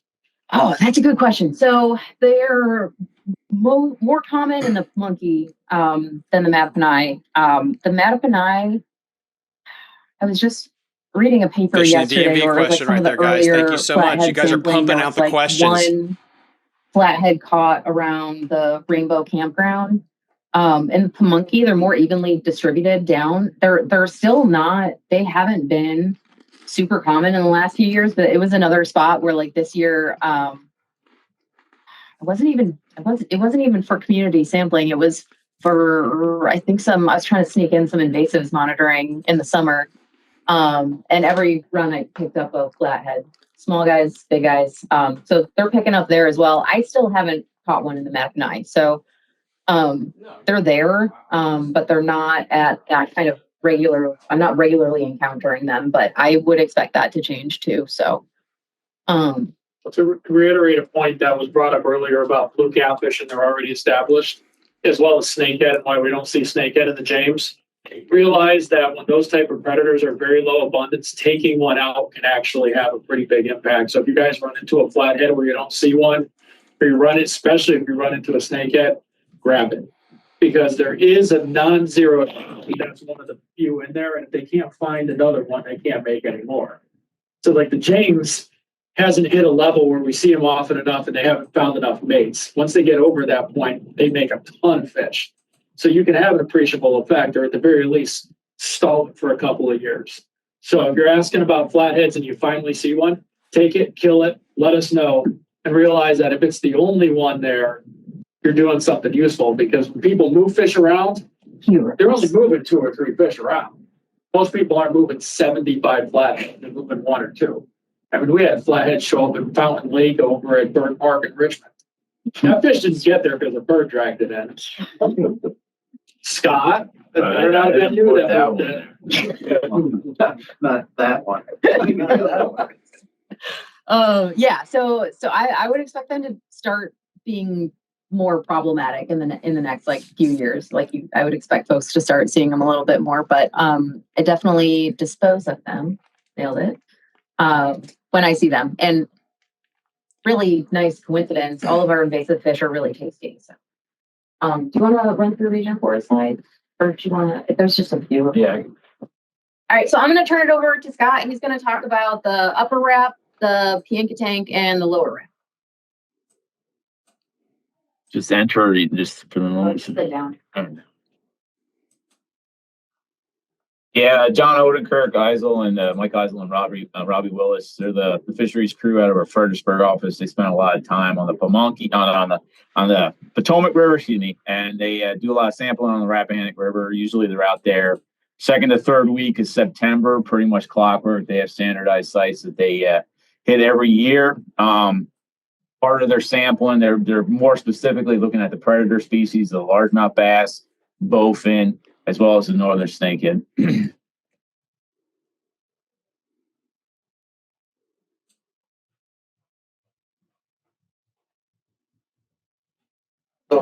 There's a delay on it.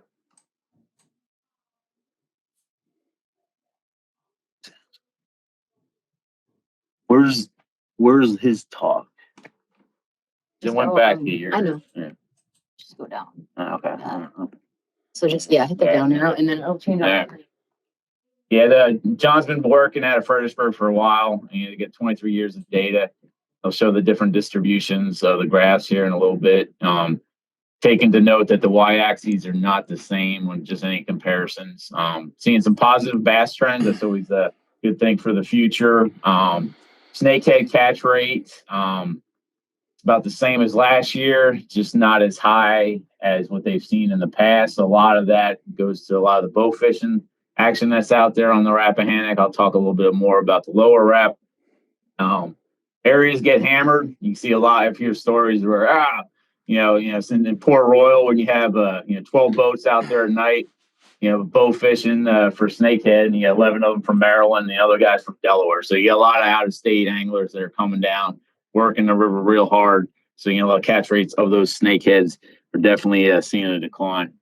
With the largemouth bass, upward trend there, looking pretty good for the sites that they're sampling above Port Royal. Get the mean there, catch per unit effort at 12 fish per hour, and you're getting way past that. On that end, the upward trend there the last few years looking good. So anybody's been fishing any of the tournaments out of Hicks Landing there on the Rappahannock, bouncing upriver, you can find piles of fish. Certain areas a little bit further down, I can talk about in a little bit, seeing some decent fish, but you still got more consistent habitat vegetation with the hydrilla and other submerged aquatic vegetation upriver. I used to work with John way back in the day and remember sampling some of the sites up high. You get some really nice habitat, stable conditions. Don't nearly have to wrestle with the salinity wedge, which is a major impact on the lower end. I'll talk about that till I'm blue in the face later on about how the difficulties of the salinity wedge. But things are looking solid in terms of the bass that they're finding. I don't know if you didn't have any real pictures of some of the better ones that they've been getting, but here's the adult catch rate. Those fish, the one before was the juvenile. So the adults are doing even better with the 32 fish per hour as the average. And you can see towards the upward trend of the year catch rates there, and a good plot of those, in comparison to 20 years ago when the scattering of plots down low where kind of makes me feel a little bit better about some of my catch rates on the lower Rappahannock. We're seeing some of those, but the upward trend of just that stable habitat definitely coming into play. If you get that, all the submerged aquatic vegetation, good nursery habitat, and those fish are surviving long enough, and you're putting on some solid growth. Just one thing to add, because we're scientists and we live in this realm of figures. Just realize that things you're seeing like that means we're seeing 5 times as many bass in 2025 as we would have back in 2005 with our deer. Our deer is very good at catching fish. So this is the difference between catching, say, 5 and catching 30. Is this a stocking? Do you stock this with? This is the electrofishing. This is the electrofishing. This is all natural reproduction. The Rappahannock was stocked for a couple years, and we really, further down the lower end, we didn't see too much in the terms of survival of those stock fish, the tiger bass, those F1s that were put in.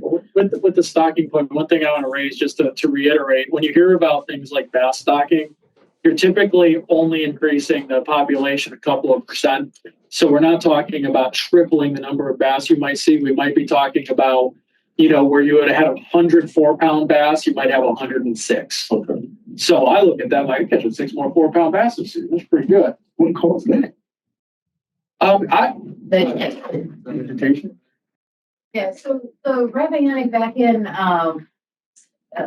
20, I think it looks like it was like 2015, but it was around there where it was a really bad drought combined with some big winter storms, and the way that the raft is positioned, and this is why I think that the chick is kind of like set up a little bit better, more stable, is when you have like current and wind and just high flows like ripping down the raft and out of those tribs, and it's just like tearing up all the vegetation. So of all the systems, the Rappahannock fluctuates with vegetation the most. And if you look at like the Virginia Institute of Marine Science, they do aquatic vegetation surveys every year.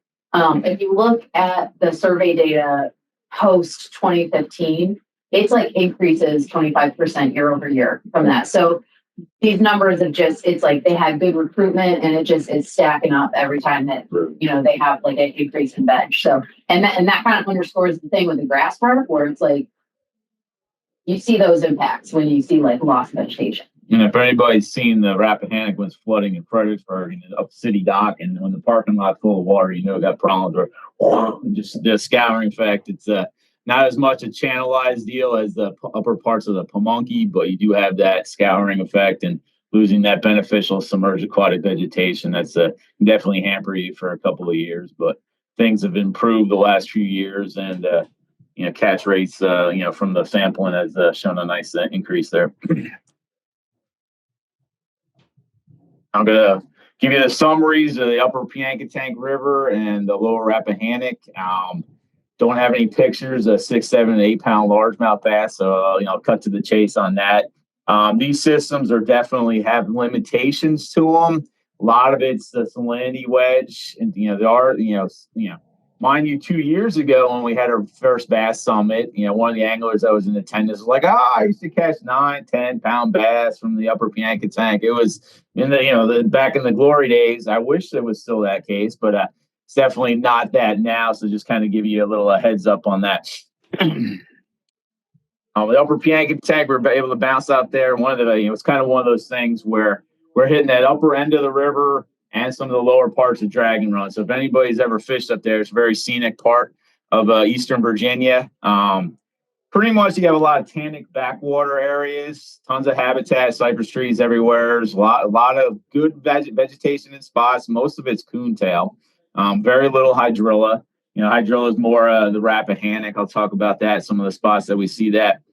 The productive areas where you find that vegetation, mind you, that very limited in the boat ramps that, we put in a deep point, and you put in a deep point, you're like, oh, smell that salt in the air, seeing 12 parts per thousand salinity, seeing jellyfish swimming by. Sometimes we actually seen dolphins swimming in the water there off of the deep point boat ramp. So we race on upriver and sample the sites.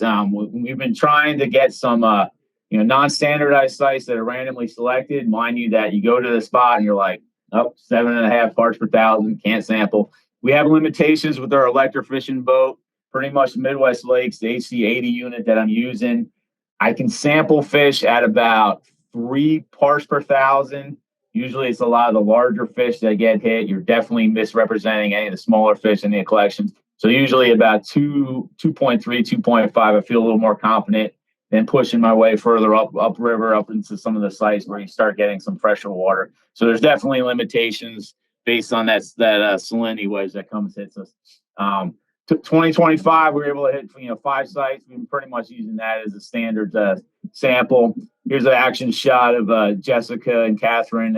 Mind you, those are not bass. Pounding on the bowfin. Anybody's that fished up there, and you catch their fair share of bowfin in the upper Piankatank. Although that bowfin are one of my favorite fish species, I'll limit the number of pictures I have of those guys. Combined effort of those 5 runs, looking at 1.38 hours of pedal time effort.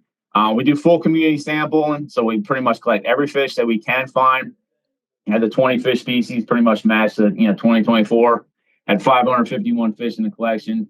Mind you that the bass segment of that collection was not all that prevalent, with only about a little bit over 4% of the catch being the largemouth bass. One of the big things when you're up there is the wealth of habitat is evidenced by giant scoops of coontail vegetation going into the live well. That was on our first site that we were able to hit just below the power lines, the upper power lines on the upper Piankatank and Bowfin City. I don't know. I think we netted about 112 bowfin in that run, so it was insane. So certain areas you definitely impacted by the tide. We were able to get in there. That area there was about 1.8 on the parts per thousand of salinity. So you're fighting with that tide cycle. As the fish were hitting, you're temporarily stunning the fish. A mixed bag of fish. They're not getting laid out by any means. So anyone who's dipping basically has to be on the ball. You can't be, hey, look, you're looking at the trees. Oh, look at an osprey. There's fish popping all over the place. So Jessica worked like a champ. She was just scooping like crazy. She's one of our great hatchery staff at King and Queen Hatchery. So Jessica's definitely going to be on the invite list for this upcoming October when the bowfin are stacked up. Basically, when you're sampling, you're hitting that littoral edge. A lot of good habitat, the cypress knees, and you're just trying your best to remain as unbiased as possible when you see bass, bowfin, peckerel, everything that's popping up. Keeping your eyes on the water as you're trying to fill that live well. Here's just a rundown of different fish we were able to collect in the 2024. I got the 24 and 2025. I'll show you the 24 first. If anybody didn't see this last year. Last year, we were able to get a decent number of bass because we actually had some fresher water. We had a fair amount of fresh water pushing through Drag and Run, flushing out the upper end of the upper Piankatank, and that allowed us to get on some better bass in in the areas that we were sampling. So an increase, mind you, is the fifth most abundant in terms of the species. Of course, bowfin won again in terms of being the apex predator. Did not find any blue catfish. You can see the different rundown. You got your bulk, your catch up top, and you also players and surprisingly low number of chain pickerel along the way, but you get the mixed bag of the different species. Here's the 2025 sample. Salinity was a bugger. It got to us real bad. Only caught 24 bass. So I know some of you guys go out there fishing in a day, catch more than we did with their electric fishing boat. So it's kind of one of those things with the catch rate. It's 17.28 bass per hour. Nothing really to write home about. That smaller percentage of the contribution. Although we did came close to getting almost getting 400 bowfin in the day of sampling. So 393. I think it was about like 860 pounds of bowfin. So it was a pretty wild day on the river, at least for the bowfin catch. The bass were looking halfway decent in terms of their body composition, with the relative weight being 95. That's usually the standard, anything from 95 to 100 for relative weight. It's kind of like body mass index. So everybody's different with their BMI kind of thing. But the heavier the relative weight value is, the better that fish is in terms of, it's a chunky fish that's eating well, finding enough forage available. One of the big things I want to, hamper on, catch on the northern snakehead, we caught one. So it was just like, it made the list that the one snakehead, about 6 pound snakehead. So one snakehead made the list. They've got, like Mike was saying, where a few fish can kind of get into a system, but they're not finding enough to bring a brood stock of the opposite sex that they actually like. You can't really have much of a population. I've heard a few more fish further up into Drag and Run. There's limitations to how far we can get the boat up into Drag and Run, so we're not up there sampling too high. And then the conductivity is really, really low up there in the Tannic backwaters. And you're probably looking at conductivities in like 30 to 40 microsiemens. So definitely have some limitations sampling that lower conductivity. Here's just a breakdown on the size distribution from the 2024. We did see that good year class, the juvenile fish, and that was a definite positive seeing those guys. Mind you, taking advantage of that fresher water that was there. Limitations on the number of preferred size fish. So 15 inches is basically 38 centimeters. They had a few better fish in the 2.5 pound range, but definitely did not have any larger fish in the collection of 2024. Try your best to display the 24 fish that you had out there. Very, very, very poor recruitment is evidenced by the 14 to 16 centimeter fish. It's really bad when you have your axe is just 1, 2, 3.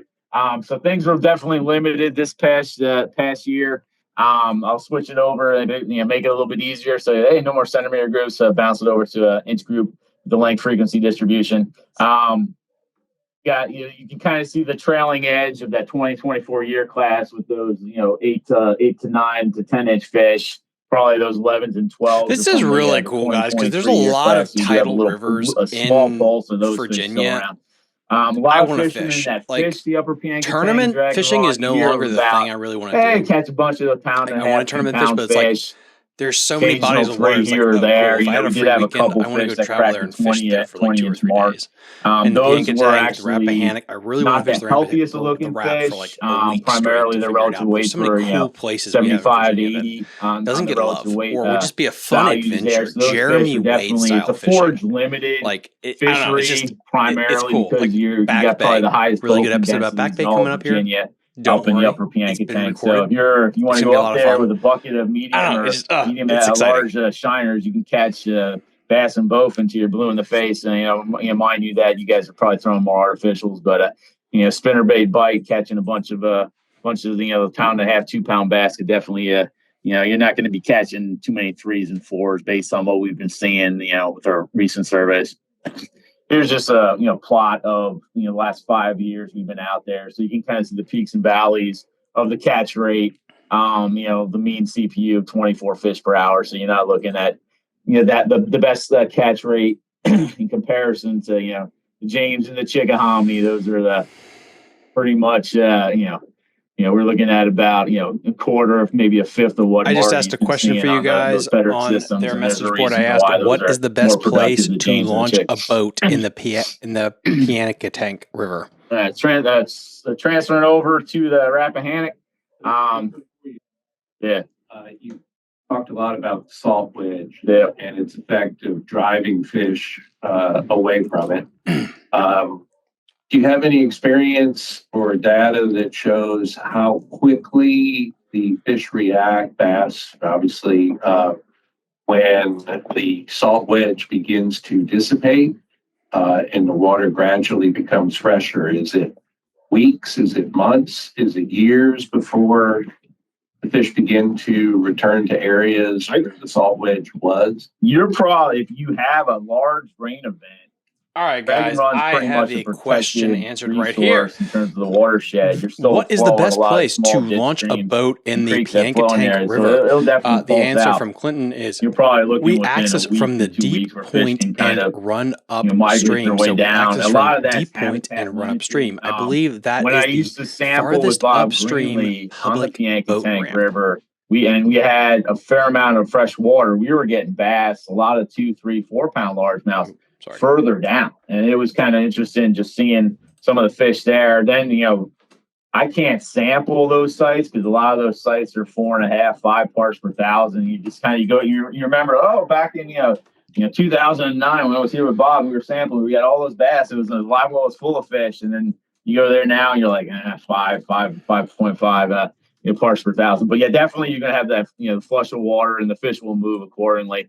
The biggest thing is, Mike was talking about how bass can live in these areas. And there are areas where there's probably still bass. It's just that we can't sample those areas with our electrofishing boat just because of, limitations with that higher salinity. And I can go into certain areas and sample and maybe, see a, flurry activity, whether it's a gar splash in this or that, or, bass that are, bouncing away from the electric field. You just can't hit them with any, at high frequency. It's kind of a definite limitations on that end. Nice little scenic picture of the Rappahannock. When I get the limitations on some of the sites where I'm not finding too many bass, I'll definitely get some nice pictures. Basically, we were out there 5 days this past fall. Usually try to get there the earlier part of October. We managed to get out there. Squeaked in a last day on the 28th after hitting it the 1st, 2nd, 7th, and 22nd. 28th was definitely not the best of days, in the 25 mile per hour wind rocking and rolling, and you get 2 to 3 foot swells in Green Bay. So that didn't work out too well. We were able to hit some better sites, further upriver that were protected. Water temperatures definitely cooled off by the 28th. Usually I try to get more of a consistent first 2 weeks of October, just it wasn't in the cards this past year. Hit the 25 sites again. That's pretty much the standard of what I've been doing. Last couple years, I've transitioned to full community for all the sites. primarily because the predator only runs were getting so light, whereas 2 bass a run, 3 bass a run, 1 bowfin, 1 snakehead. So we're just like, well, let's just net everything. So I'll show you the big old chart of everything that we've been getting. But the Salinity wedge again was pushing on up.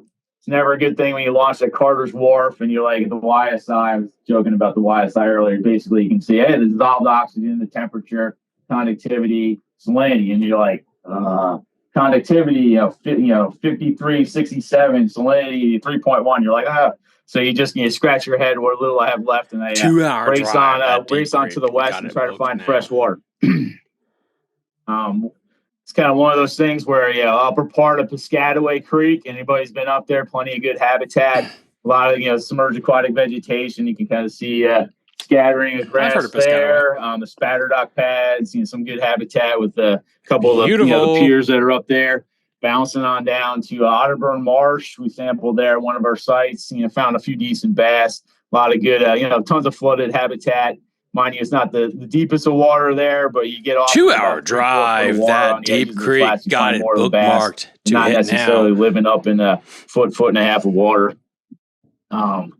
These guys do such good work. Like, people hate government, but like people on the ground, these biologists care. They love what they do. Action shot of Catherine, always disassociate that. Size northern snakehead. Didn't get too many pictures of her with bass, but I did manage to get one there. That whole flat there on the southern shoreline, nice. You know how fun it would be, like your whole job is a net fish. We did not sample on the northern shoreline, but you get that whole the hydrilla flats just below Port Royal are pretty thick, probably some of the best grass, and then trailing into the mouth of Mill Creek. Best grass. Here's just the rundown. We were able to collect the whopping total of 1,797 fish. Largemouth bass made a decent presence. And mind you, in second place, you get the silver medal. Boom, boom, boom. I lost out to the pumpkin seed sunfish, of course. But that is a good question, Roy. I will find a kayak thing and I'll drop it in the Patreon Facebook group. Minnows and gizzard shad. One of the things that we did not get, I don't think we got any American eel, so that was kind of interesting. But we had 37 different species, so you got high species diversity. Mind you, we were talking a little bit about snakeheads. Snakehead's only 29, so catch rate of those guys is not looking all that hot. 4.2 per hour. You get the percent contribution of the various species there. Mind you that you got your also played up category where you just have very limited collections of those various species on the right hand side. Bowfin numbers probably the lowest I've seen. Sampling there on the Rappahannock, where you get a couple little pockets where you find some fish, and they're definitely getting worked over by the bow fishermen, unfortunately, since they are a native fish to the system. But the bass, looking at 196 is pretty much on par from what we saw in 2023. Last year was definitely down a bit. Here's just a site breakdown. PD Creek, I don't know. That place just drives me crazy. I had to put that question in there. It's like, anybody ever caught a bass out of PD Creek? So it's kind of one of those things. One of the best quotes from Bob Greenlee: numbers are zero. Zeros are numbers too. So PD Creek, that whole run, that 1,000-second run, we're sampling a lot of shoreline, a lot of habitat, giant bass, and gizzard shad. That's a mixed bag of everything, but we're the best. Then you get one. But basically, the sites in green, closer to Port Royal, more consistent, and submerged aquatic vegetation. Boom, there's where the fish are hanging. I'm gonna help you guys. Has been kind of the epicenter for juvenile, survival and production. Whether or not they survive another 2 years, past when we're sampling, we're seeing a lot of those juvenile fish hanging out at the mouth of Mill Creek, where I pretty much start at the point, hug it in a bit, and then carry my way out. You go down to the eastern shoreline. So it's one of the better sites on the upper Rappahannock, just below Port Royal. And we did see some signs of life from a couple of the other spots. Primarily Baylor's Creek did halfway decent. It's minus 15 fish, but in years past we've had 5-6 fish. So but if you're getting 15 in a run and you had some decent fish along the way. But pretty much the moral of the story is find the better habitat, you'll find those better bass collections. And one of the things that was interesting is just the percent contribution. Years past, we've had sampling that has shown like 75, 76% of our collection were all juvenile fish. And so you had a big pulse of those young year fish. any limited adults. So now it's kind of a little bit more even. I was using the breakdown as the young fish being basically anything under stock size, so the 8-inch mark. A lot of your juvenile fish are pretty much those 4 to 6, 4 to 7-inch fish from that young year production from the 2025 spawn. Here's just a little breakdown of what the catch rates we've been looking at. So like mind you, that 2025 was not necessarily the best of catch rates, but hey, we're still doing better than 2021. So that was kind of not the best of years there. But one of the things that's kind of interesting is like when you had the low catch rate in 2024, we had a sort of decline in juvenile fish in comparison to 2023, where we're seeing a lot of those juvenile fish in Mill Creek, about half the catch rate in 2024. So we saw that decline, and that was reflected in the overall abundance of what we were getting. Here's just a breakdown in each group, length frequency distribution of the bass we're able to collect. A 2024 year class, I'm like, never really showed up. Those 9 to 11, 9 to 12-inch fish, pretty much those 8 to 11s you're looking at the 2024 year class. But hey, the 2025 year class, pretty solid representation there. The 2023s, looking at those 12 to 14s, pushing their way through. And you didn't find many. And the biggest bass we had, it was like 19.98 inches. I couldn't round it up a bit to make it to that 20 inches. So you just you see some of those 2.5 pound bass in the mix. You're just not seeing that. You can never have enough of those 18 to 20 inch bass, whether it's a lake or the river, just, solid fish. So, I know they've been catching them. Bruce Lee's been really quiet. Bruce Lee's been, hey, but he's been real quiet the last couple of years. So he's been, hopefully he's doing well. We haven't heard from him in a bit, but, he was catching some nice bass, Green Bay and areas, further up river. We'll see, but and here's just a breakdown on the weights. So it's kind of one of those things where, hey, 100 of your bass, mind you had 196 bass, and 100 of them were I just posted fish. on the Patreon group a screenshot of all the boat ramps on the Piankatank. Nice, of course, all the boat ramps on the Piankatank. I just screenshotted and dropped that there. 3 to 4 or 5 pounders would be, I'd be cheering a little bit more for the lower wrap, but. Not to say that those fish aren't out there. I know I did not get to sample Cat Point Creek. I've talked to a couple fishermen. I swear by a couple of spots in Cat Point Creek. Oh, there's some good trees off this one bank, this and that. So whether or not those bass are still hanging, 7, 8, 9 feet down on some of those trees, we can only shock about 5 to 6 feet down. And that's on. And when conductivities are in our favor. If the bass are holding 6, 7, 8 feet down, definitely you might tickle a little bit, but they can swim away from you. So there's definitely limitations. I'm not saying that guy's favorite spot was a complete bust, but a couple years back I hit it and like trees gave me nothing but catfish and gizzard shack. So it's kind of one of those things where I managed to catch one bass that hit over the magic 5 pound mark. And that was this beauty here from Baylor's Creek. That was came as a nice little surprise seeing her. She came in at 5.209 pounds. So, it's nothing in comparison to, the Chickahominy, but, in terms of you can catch 4 or 5 of those in any given day. Mind you, you get beyond a good bite. There are spots that still produce those fish. And one of the, sites there on, Baylor's Creek, and managed to, the grip and grin. I told, grab some fish and, get a good old shot. The 4 of the better ones we got out of Baylor's Creek. We were out on Piscataway Creek yesterday trying to find yellow perch for Alex McCricker, the March fishing piece. Mind you, we found more bass than any yellow perch. Yellow perch were hiding on us like you wouldn't believe. To get one, the biggest bass was 4 pounds. The smaller bass on the right-hand side, about 8-inch. It's not a 1-year-old fish, but it's getting close. Probably into April. All right, we got another question here from. Birthday rolls around. That fish is I don't know how to say your name. Healthy, found a lot so of I'm going to say Snoopy. Snoopy, good stuff. Thanks. Hopefully I can fish them all next year. Bull and shiners like you wouldn't believe. Dude, you're talking about 2027? Come on, dude, do it this year. 5 to 8 inch do it this year. Not too many. You don't know if you're going to be alive fish next besides year. some spot-tail shiners. Life is too short. But the fish, that smaller bass definitely had go survived this first winter. fishing. I'm sure there was a fair amount of But ice anyway, on guys, the creek, I just put it on Patreon's kind of Facebook one of the page, things and I will that put it on the everything last 2 winters tomorrow. have been a bit on the cold side. So if you got these tidal the app of systems Patreon, where in you'll get an comparison to email years notification. before, I'll when we put had it those on warmer Facebook and all winters, that stuff later. you kind of say, hey, you got to adapt Friday a little into the bit. week about Figure all out the if you boat can find ramps enough forage on to that make river your way through system. the It'll be system and there. survive, So. December to February timeframe. And any questions? One of the things that's real interesting, big fat snakehead tail sticking out of that bass's mouth there. It's just it ate probably about 11-inch northern snakehead, so it's kind of not every day that.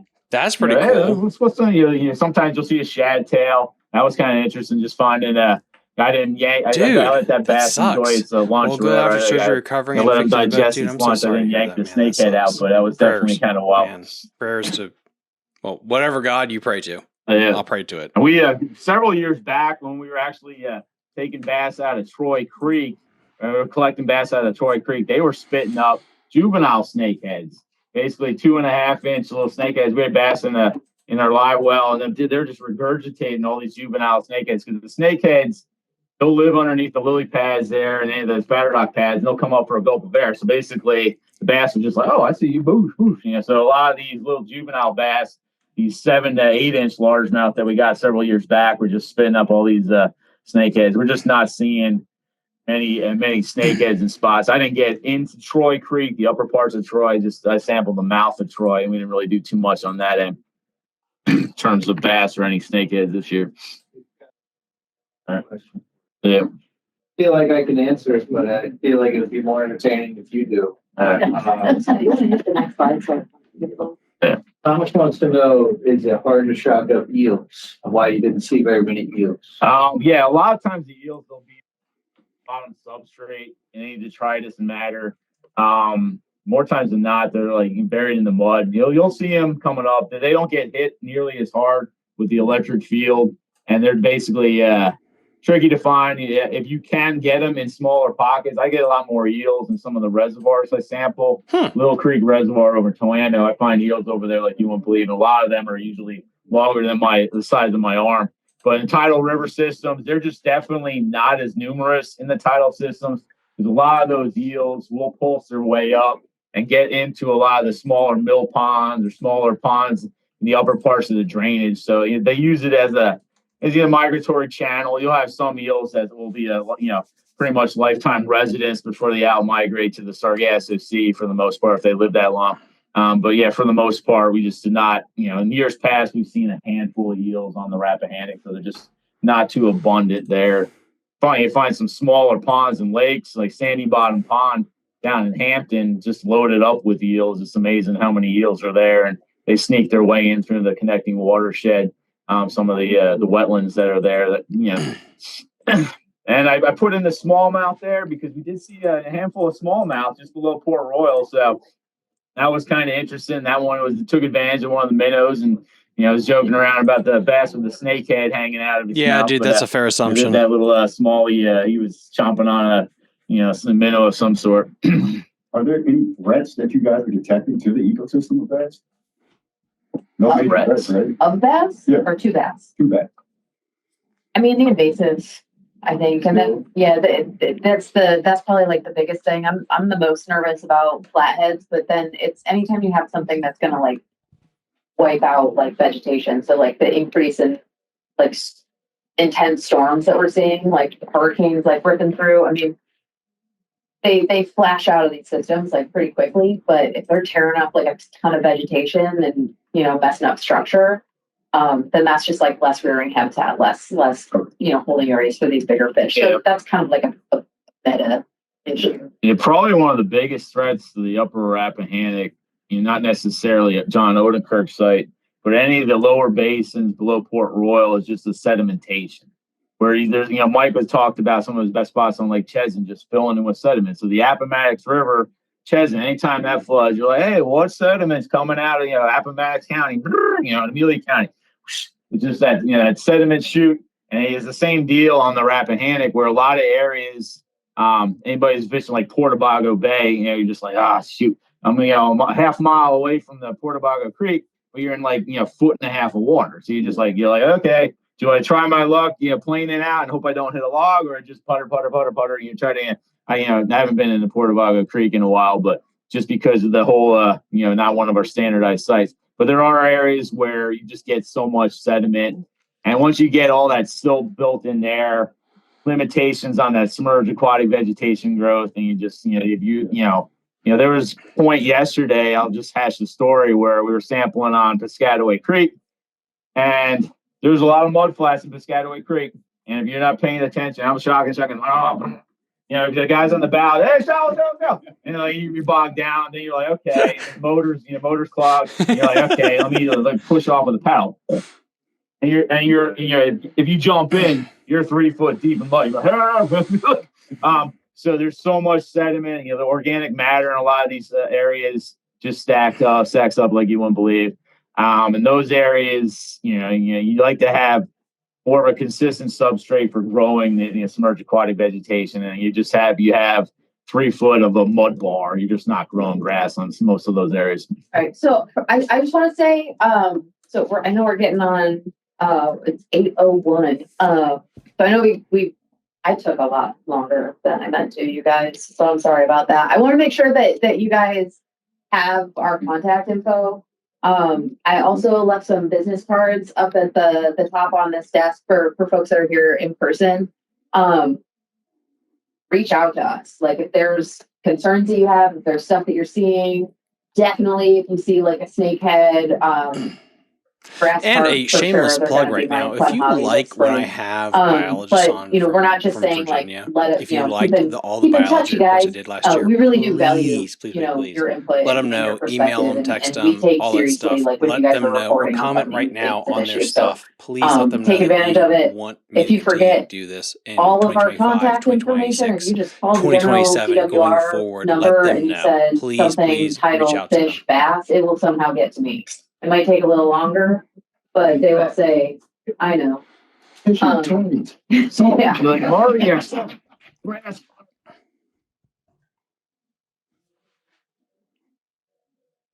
best of my knowledge, I've not seen any grass carp, any of the Rappahannock sampling we've been doing. Margie had mentioned a lot of the escapees and basically the Swift Creek drainage have pulsed their way through, and she's finding a lot of fish in the Appomattox. I know Jonathan Harris has been finding a lot of grass carp scooting their way up to Richmond around the fall line area. So they're definitely been intercepting a bunch of those fish as they migrate. But a lot of that, grass carp are interesting. They serve a purpose, but they do, when you're pulsing water out of a dam, this and that, whoosh, they definitely skip their way out, and any of the fish that busted out of Swift Creek Reservoir, and then they race down to Swift Creek Lake in Pocahontas, and over another dam, then over the dam at Lakeview Reservoir, and it's like a nonstop cascade of grass carp. But I'm not seeing nearly as many grass carp in Lakeview Reservoir when we sample in Colonial Heights. So that area. Lakeview has fish? Lakeview Reservoir has some. Well, if you fish Lakeview Reservoir and if you've gone up lake, prime example of one of the biggest factors that messes up a fishery is the sedimentation, where you're just like, why is that island like about this quarter-mile mud flat that just keeps growing and growing? But a lot of the fish stack up on the northern shoreline where you have a little bit of deeper edge. You get some lily pads, and we've seen some 6-7 pound largemouth out of Lakeview Reservoir. It's been a bit, Damn. But they're in there. The problem with Lakeview Reservoir, when you had that flood about 3 years ago and water was in the parking lot, that just, you're like, where did the bass go? And that's like, yeah. So we did stock a lot of nice catfish in there. So Virginia State So, University if you have any supplied us with questions some really for great anyone in the Virginia 4 to Department 7 of pound Wildlife channel Resources, I'm going to catfish. put in the comment And we section stocked right a whole now truckload of them all their this past contact fall information. You're going to into see Lakeview that. Reservoir. And We again, did that 2 years shameless prior plug. to that too. Please, So, if you want to reach out to them, might not if you see necessarily a have the best department, or bass just fishery in the world, email but there are the some Virginia big Department of channel Wildlife cats still in Resources there. to And say, we haven't hey, had, we knock really on wood, appreciate too the much of a collaboration scouring with Fishing the flood DMV. event in the last couple of It years. would really mean an absolute Yeah, a look, lot to me. Virginia Just so State they kind of know, University like, grew you guys some care really that we nice kind of do these catfish, long and form Brendan podcast Del episodes Bois, where our we head of do here, hatcheries, he or was you can comment right basically, it's now like, in hey, their live in feed, communications, not like, hey, mine. you guys want to get rid I of really catfish? Like, appreciate yeah, that. sure, I'll shut we'll up help. now. And we seine the ponds out. Everybody will, test waders and plow your way through the mud and corral all the fish. And you're just, it's I don't the price tag on a 7-pound channel cat. I don't even want to know from the private sector, but Virginia State did a great job raising those fish. So, anybody have any questions? Any comments they'd like to pass along? A question from Margaret. During the shock, 2 questions. During the shocking of the rat, which I know this year wasn't a good year, the previous years, are you seeing any smallmouth numbers? Because we do pretty well in the fall with smallmouth. In what river? In what river? Right, I mean, enough sparking. Oh, really? I've seen a couple like further up, but I do not get those like very often. In the fall, we're going to move down to the railroad festival. Wow. Whoa, okay. Yeah, those are sizable fish. That's good. Yeah, okay. Yeah, and then the second question is, during your shocking this year, the chicken, the James, did you see any spotted bass?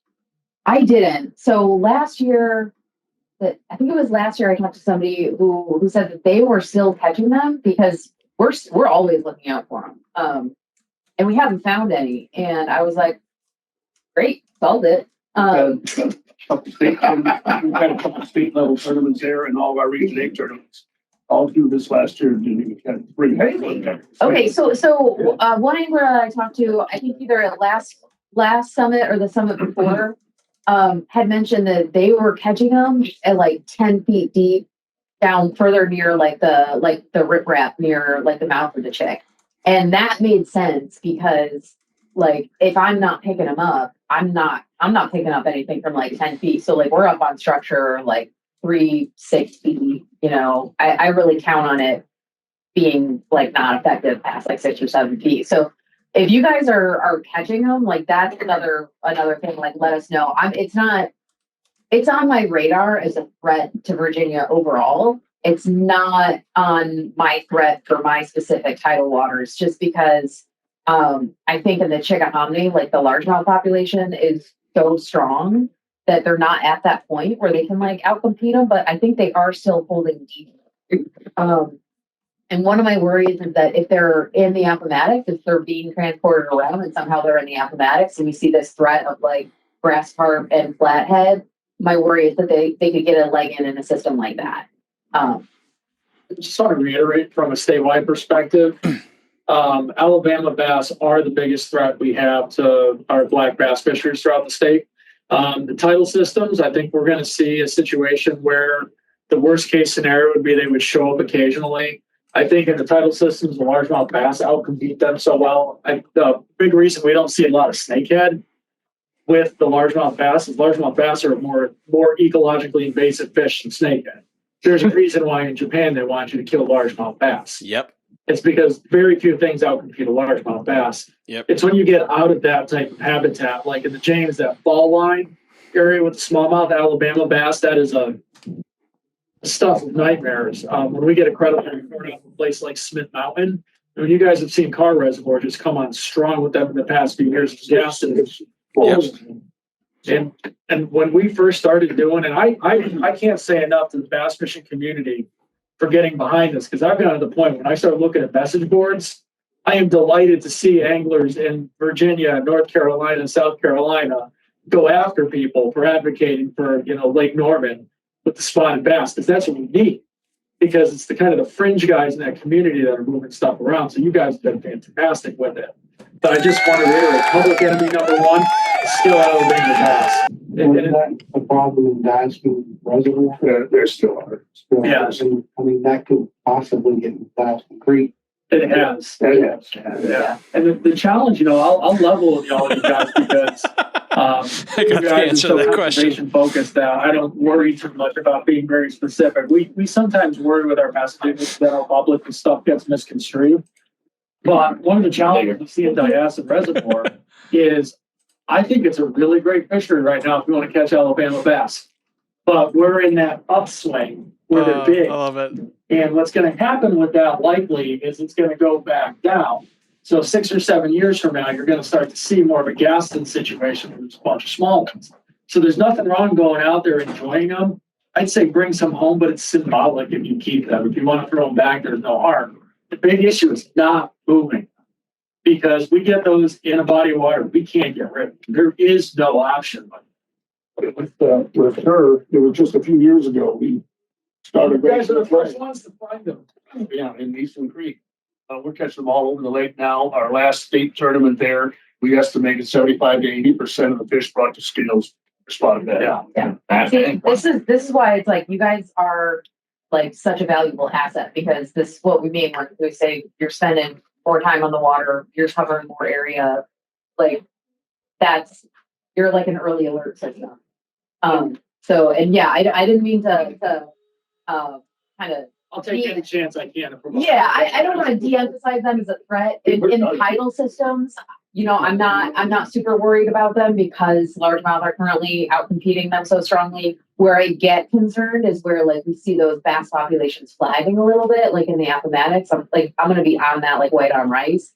And then similarly, like because diaskin is kind of the source, we spend extra time up that river, like monitoring for them, because we know that, you know, our best chance of like seeing them is going to be in those like shallow spots before they make it up with chick and move into deeper water. So we're on it as much as possible, but absolutely, if you guys catch those like Alabama bass, like call me, let me know.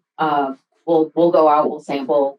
And we're trying to get bass fishermen to eat bass. It's a re-education. Scout makes a pretty mean Alabama bass burger, so he's got some recipes for you guys. Hey, Mike. Yeah, thank you. Thank you. Alabama bass in Smith Lake, because there was a lot of chatter on Facebook. I think those reports are credible. I would be astonished if somebody hasn't put them in Smith Mountain Lake. The question is going to be, do they get established or do they swamp out? One of the challenges we have with Alabama bass is they're not very picky with who they'll breed with, which is why they're so invasive.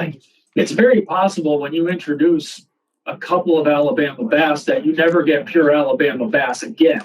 They just breed with the smallmouth, and that's where you end up in situations where you start to get a little bit of pollution with it. But I'm confident they've been introduced in there. I think those reports that were floating around were credible with that, but it remains to be seen. A lot of times you get these failed invasives. It's the same thing with snakehead on the James. I'm confident somebody's put snakehead in the James. The question is, do they take off? You end up in situations like we saw in Carr Reservoir where they've taken off, and Diasin Reservoir, they've taken off. It may take a couple of introductions in Smith Mountain. So if anybody here in the room is the one doing it, can you please stop it? And similarly, I know the bass fishing communities are fairly tight-knit. You know, as you run into guys who you think might be up to that behavior or might consider it, one of the things that's been huge with this Alabama bass thing is I think we're getting to the point culturally where it's like keeping big largemouth bass, where if you catch a 6-pound largemouth bass and you take it home, that is absolutely your right to do it. If you put that picture up on Facebook with that thing in your kitchen, I want you guys to appreciate, I know some of you guys do not like the DWR. Mike Benarski and a lot of these biologists, they really do care so much for our fisheries. They get it. Benarski, Mike is a fisherman. He's an angler. He used to be a tournament angler. He loves fishing. So just always separate out the bureaucracy of government from the people on the ground, the boots on the ground, please. So, Randall, go ahead and unmute yourself and ask your question, please. Good evening. I am enjoying this tremendously. I'm wondering if you have information or data on fish that would be in the lower Potomac, but on the Virginia side of the state line, like Namna Bay and lower Machotic, and the northern neck there. There's so much variation in the fish there. I was just curious if you track that, and knowing that that's a very large river north of where you're speaking, but everything in that lower basin there of the Potomac is headed towards all the tidal rivers you're talking about.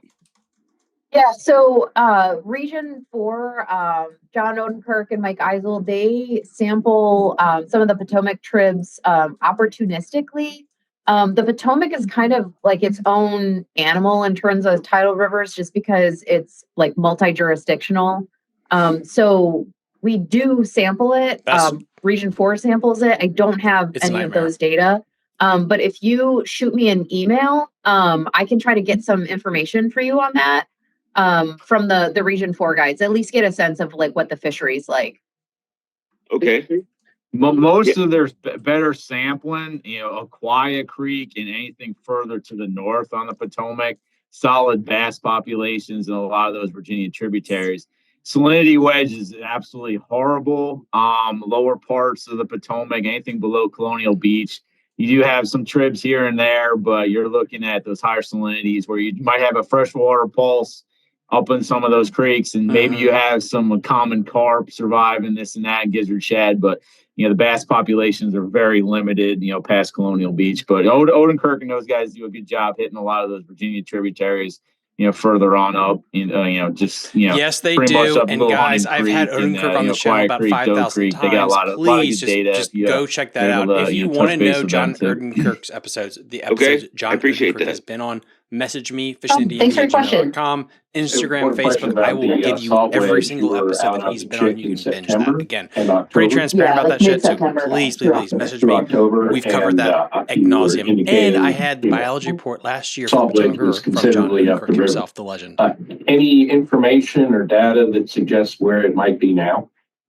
So right now, actually, it's probably because I mean we've been in a drought pretty much until these like recent rains. So only now is it starting to like really pick up a little bit. So I would guess it's like about the same or worse, and just is kind of temporarily like moving down a little bit, just with the rain. So like with these systems and the chickens, like it's a coastal plain, like headwater, like wetland, like area, right? And so you see that like pulse out like pretty quickly. And so with these like little rains, you get these kind of pulses of rain where it'll like push the wedge down like a little bit more. And then as soon as that like wave of precipitation is through, then it's, you have high tide and that's like pushing back up again.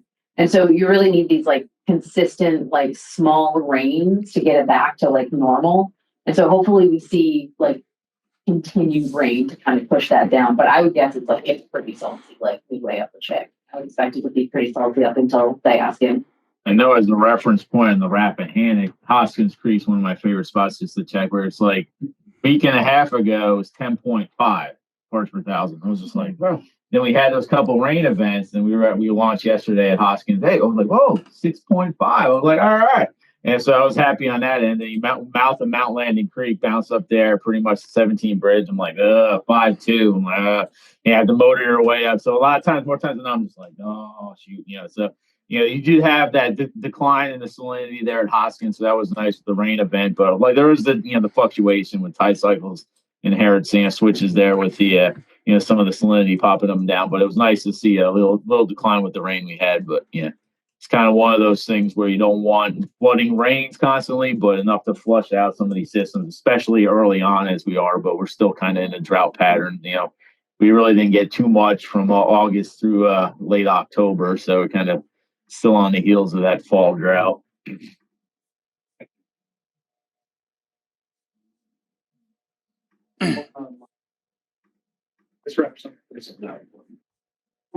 Thomas just asked from Fishing the DMV podcast, Mike, how do you relax on the weekends? I picked up trail running. I'm in the best shape of my life. I don't know if I'll ask, but be prepared to stick around for an hour to talk about fishing and autocross. Home sports is cheaper than bass fishing. Awesome. Thank you everybody for making the time and coming. It's thank you. Thank you. Yeah, take my card, email us, after the best. Yeah, thank you. Thanks, Margaret. Thank you. There you guys have it. The third annual Bass. There you guys have it. The third annual Bass Summit.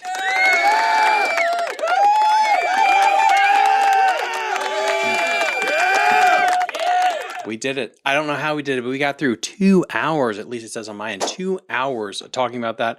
This is a thing I have learned so much. I've had so many conversations. You guys know I've had 470 episodes of the show in 3.5, 4 years. That doesn't include duplicate conversations and live stream stuff. So I've had close to 600 conversations, long form.